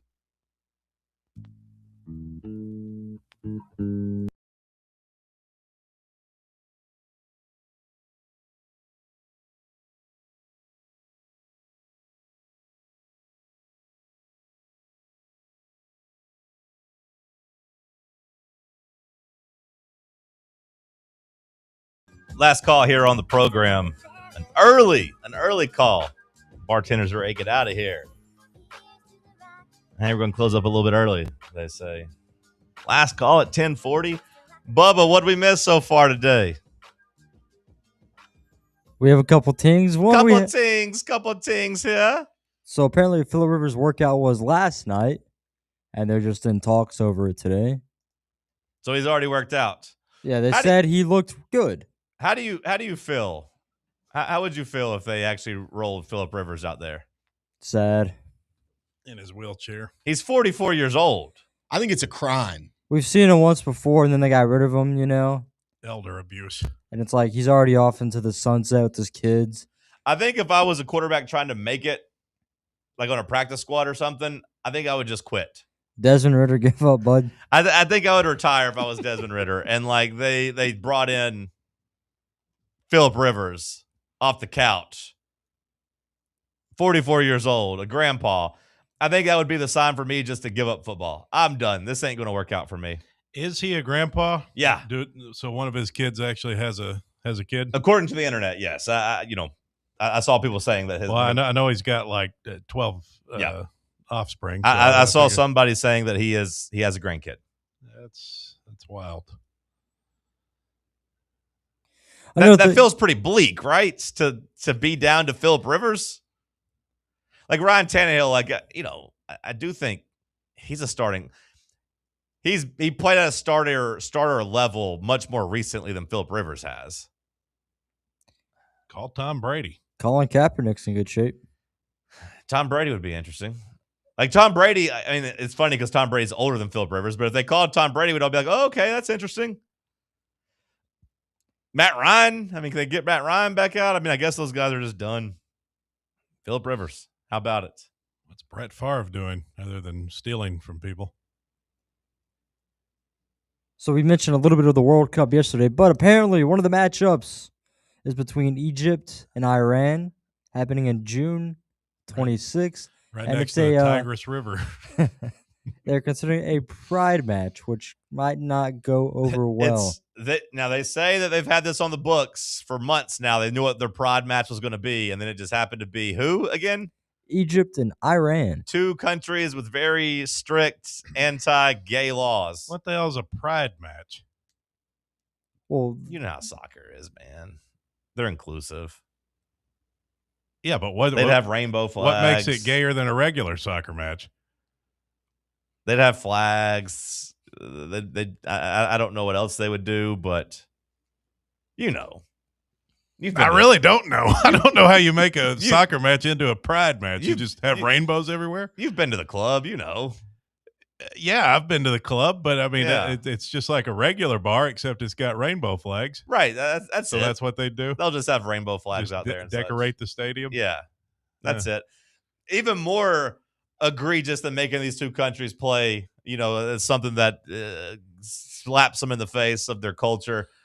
they're putting mandatory TV timeouts in. Are they going to have a match where all the women cover their face? They're calling it water breaks instead. They're calling it water breaks, but it's going to be exactly 3 minutes halfway through each half, which is a commercial break. That's the one thing soccer's had to appeal to people was, hey, no TV timeouts, no commercial breaks. We get nonstop action. America. And then we get them in America for the World Cup, and it's like, actually, even though most of these are going to be played like indoors in our domes, or at least a lot of them will be, we're going to give you weather breaks so you can get some water. It worked in Qatar because it was like 130 degrees out there. They had to have water breaks or else they'd die. Here we're like, oh, we're going to give you water breaks, but we're really going to make sure that we have just enough time to get a full-fledged of commercials in here. It's crazy. You're saying the guys shouldn't need a water break? In soccer, they don't get water breaks. They play 45 minutes. They don't have timeouts. That's the thing. They just keep the clock running the whole time. They've been doing it for hundreds of years. But like during the stoppage time, do they not? I mean, surely the guys get a drink of water, right? Not while they're on the field. There's no stoppage time. I think you're saying, like, if a guy goes down and is injured, like you've seen the trainers pass around water or something before, but this is like, hey, 20 minutes into the match, we're going to stop for 3 minutes and we're just going to go to commercial basically, but they're calling it a water break. Also, does being in a climate-controlled environment mean you need less water than if you're outdoors? It means that it shouldn't be 110 degrees in there. It means it's climate control. Like, so, I mean, I get they're playing in the summer, but like Mercedes-Benz, the new nice-ass stadium down in Atlanta, should be able to have some air conditioning in there blowing. So, like, I mean, that would mean you need water less, right, if you're not playing in the heat. I mean, I know you still need water, but I'm just saying you need it less than when it's a hot day. Yeah, maybe so. It's just a TV timeout. That's all they're doing. That they brought commercial breaks into the World Cup, which is gross. And I'd be so mad if I was a global soccer fan. Do you think the fans of these countries know that it's the Pride match? Or are they just going to be very surprised when they come in? I'm sure it's gotten around to them by now, right? Or no? I don't know what the internet usage is over there. I mean, I don't know. Do they own Twitter? I mean, do they have the internet the same way we do? I don't know. Egyptians? I'm just saying, like, do they have? Yeah, like do they go to the same? Well, they websites? have a version. They have a version of Twitter, but you have to paint on the inside of the cave to get your message across. It's not they don't type it out on the phone. A hieroglyphics joke. That's right. In 2025. That's right. That's why this guy's at the top of his game. That's why they should play the Egyptian match in Memphis so that they can get a look at what a real pyramid looks like. Yeah. I don't even know if there's a football field in Memphis. I guess the Liberty Bowl. You can play it. What are all the host sites? You said Atlanta. The main, I know there was a bunch of cities that got nominated and whatever. Let's see, World Cup host sites. Are you interested at all in this World Cup? I mean, it's only in like 6-7 months from now, like July usually, right? 6-7. No, I'm not really interested. That wasn't intentional. I didn't do that on purpose. I'm not really interested at all, but I mean, I guess it's cool to have it here. I don't know. When's the last time we had it here? 94, maybe? Was it 94? So it hadn't been that long. I feel like I had a soccer ball growing up from the Exxon that was for the World Cup when it was hosted here. I want to say it was 94. I don't want to use just let's see here. Here we go. The host cities. It was trying to give me the AI. I didn't want to use it. Let's see. The final is going to be played in Giant Stadium, which feels really dumb. Why? Just because that grass is so bad, or the turf is so bad. They don't use it. They've been growing the World Cup grass right here in Knoxville. Oh, they don't use any turf. They're doing all grass. All grass everywhere? Yep. So they're going to take it in. They're going to rip up the turf in MetLife Stadium and put grass down? Yep. That would make me so mad if I was a Giants or a Jets player. Mm-hmm. I'd be like, really? So the entire World Cup's going to be played on real grass? Yep. So Mercedes-Benz is going to have the real grass? Every single dome will have grass too. Huh. Yeah, like that's good. Tennessee's one of the top like turf care programs in the country, and Tennessee and I think Michigan State have been built like growing the grass for the World Cup over the past couple of years to make sure that like every single site has basically hopefully the same kind of playing surface basically. So even the even the outdoor stadiums that have their own grass, they're going to bring this grass in there too to make it uniform. Believe so. According to I guess in that case, I guess New York's a good host city then, right? Yeah. It's the best we have to offer. Yeah, I guess so. I think it should probably be LA, but I guess they got the whole Olympics. They're getting the Olympic bone soon. So the traffic, I feel like MetLife is maybe just bigger than SoFi. I don't know the capacity off the top of my head of either, but there is something about the final that should be outdoors, though. I will say that. I'd rather be outdoors than indoors. So I'd give it the edge over SoFi for that reason. I don't like all these dome stadiums. I don't like getting away from outdoors like football. I feel like we should be, the new Titan Stadium. It's going to be one of those indoor type of things. Like football should be played in the weather. I agree for big games, but why would you go watch the Titans right now? Sit out there and freeze. Well, you wouldn't. I'd be more willing to go watch Titans now if it was indoors. Like, you know what? It won't be that bad of a day. But if I had to put on a bunch of jackets to go watch Cam Ward play on a 2-win team right now, I'd be like, you know what? I'm just going to stay home. I think it's certain climates, Cody. Like the fact that Cleveland is becoming a dome stadium. Really? I don't like that. Like I think cold environments should stay outside. When's Cleveland becoming domed? Is that a real thing that's happening? I'm pretty sure. I think. Well, what about the Bills' new stadium? I think the Bills is open. It should be. When I think of a Bills game, I think of that game against Cincinnati. It's snowing yet, Like how would we feel if the Green Bay Packers said, "Nah, we're tearing down Lambeau. We're going to build a dome." Like it's not right. We got to stick with what brought us here. You let Minnesota do it though. Also, like L.A. Minnesota gets to play indoors. Nobody cares about Minnesota, but that's probably true. like L.A. Why is SoFi a dome? Like if anywhere you should have an open weather stadium, it'd be Southern California. That's a good point. Same with Miami. I mean, the Hard Rock closes, doesn't it? No. Does it stay? It's more of like a canopy, I think. I hate like a that full stadium. enclosure. I hate Miami's the worst because it's like they get delayed by lightning delays. We had the one time the Titans played there and it was a lightning delay. Like, why was it a lightning delay? Like, why? There's a lot of storms. First game, right? Say what? Wasn't that Vrabel's first game as the Titans I believe coach? so. Yeah. It was like a 7-hour game because there was just so many delays. Yeah. And it's brutally hot down there. Atlanta, Boston, Dallas, Houston, Kansas City, LA, Miami, New York / New Jersey, Philly, San Fran, Seattle. Those are the host cities in America. All the big cities. Canada gets Nashville's stadium wasn't finished by the time this came around. I'd imagine they would have gotten one. I don't know if they would have. I don't know because I feel like these other ones They were in the running for the house sites. I think they were one of the 2 or 3 that didn't get it. Yeah, I knew they were, but I don't know if Kansas. I just don't know if Nashville's a big enough city or quote unquote paid their dues in soccer yet to get the host site. I don't know. Then I see Kansas City. I don't know if they've done anything to. They have an MLS team, I think. I know they do, but I don't know if they've paid more dues than other teams. It doesn't seem like a city big enough, but maybe it's right there in the middle of America. I don't know. Mexico City's got 3 places that are going to host, and Canada's got Toronto and Vancouver. So those are the host cities. But what else did we miss?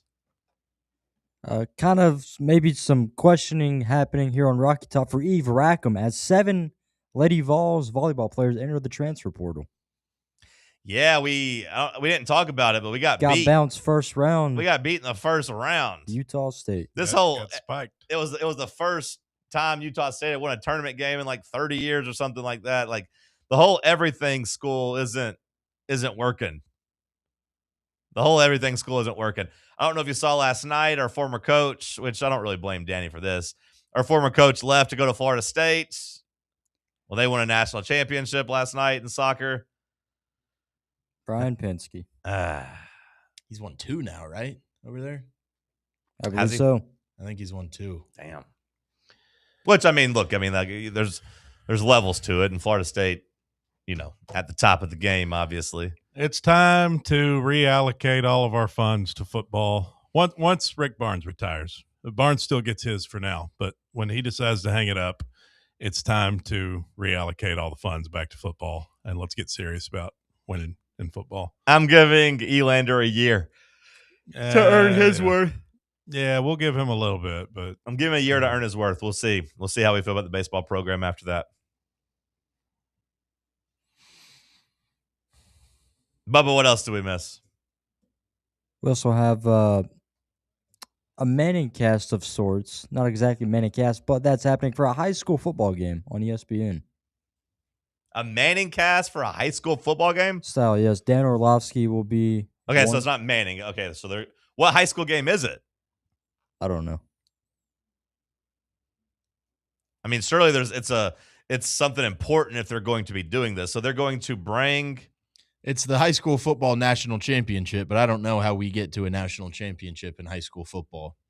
Yeah, it's got to be one of those like private schools that plays in some type of thing. I don't really understand it either. Against Mater Day or something. Yeah, I've never really understood either. So they're going to be having a watch along essentially. Who are they going to be interviewing? The cheerleading coach?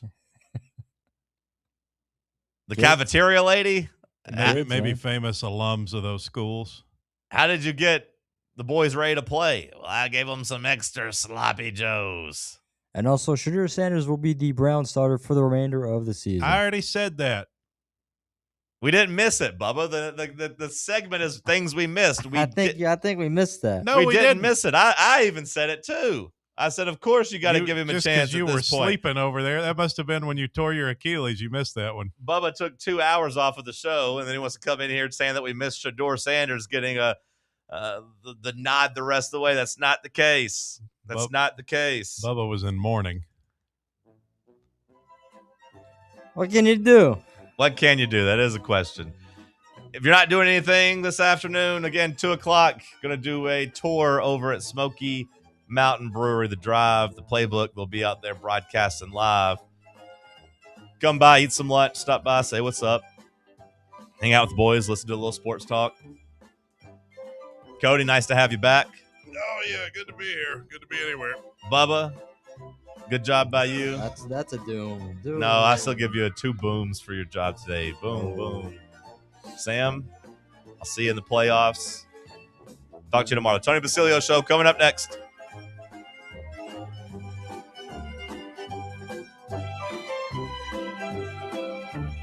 Check out our new and improved website at fanrunradio.com. Welcome to Axle Logistics, where excellence isn't just a goal, it's an energy. As a leading third-party logistics company,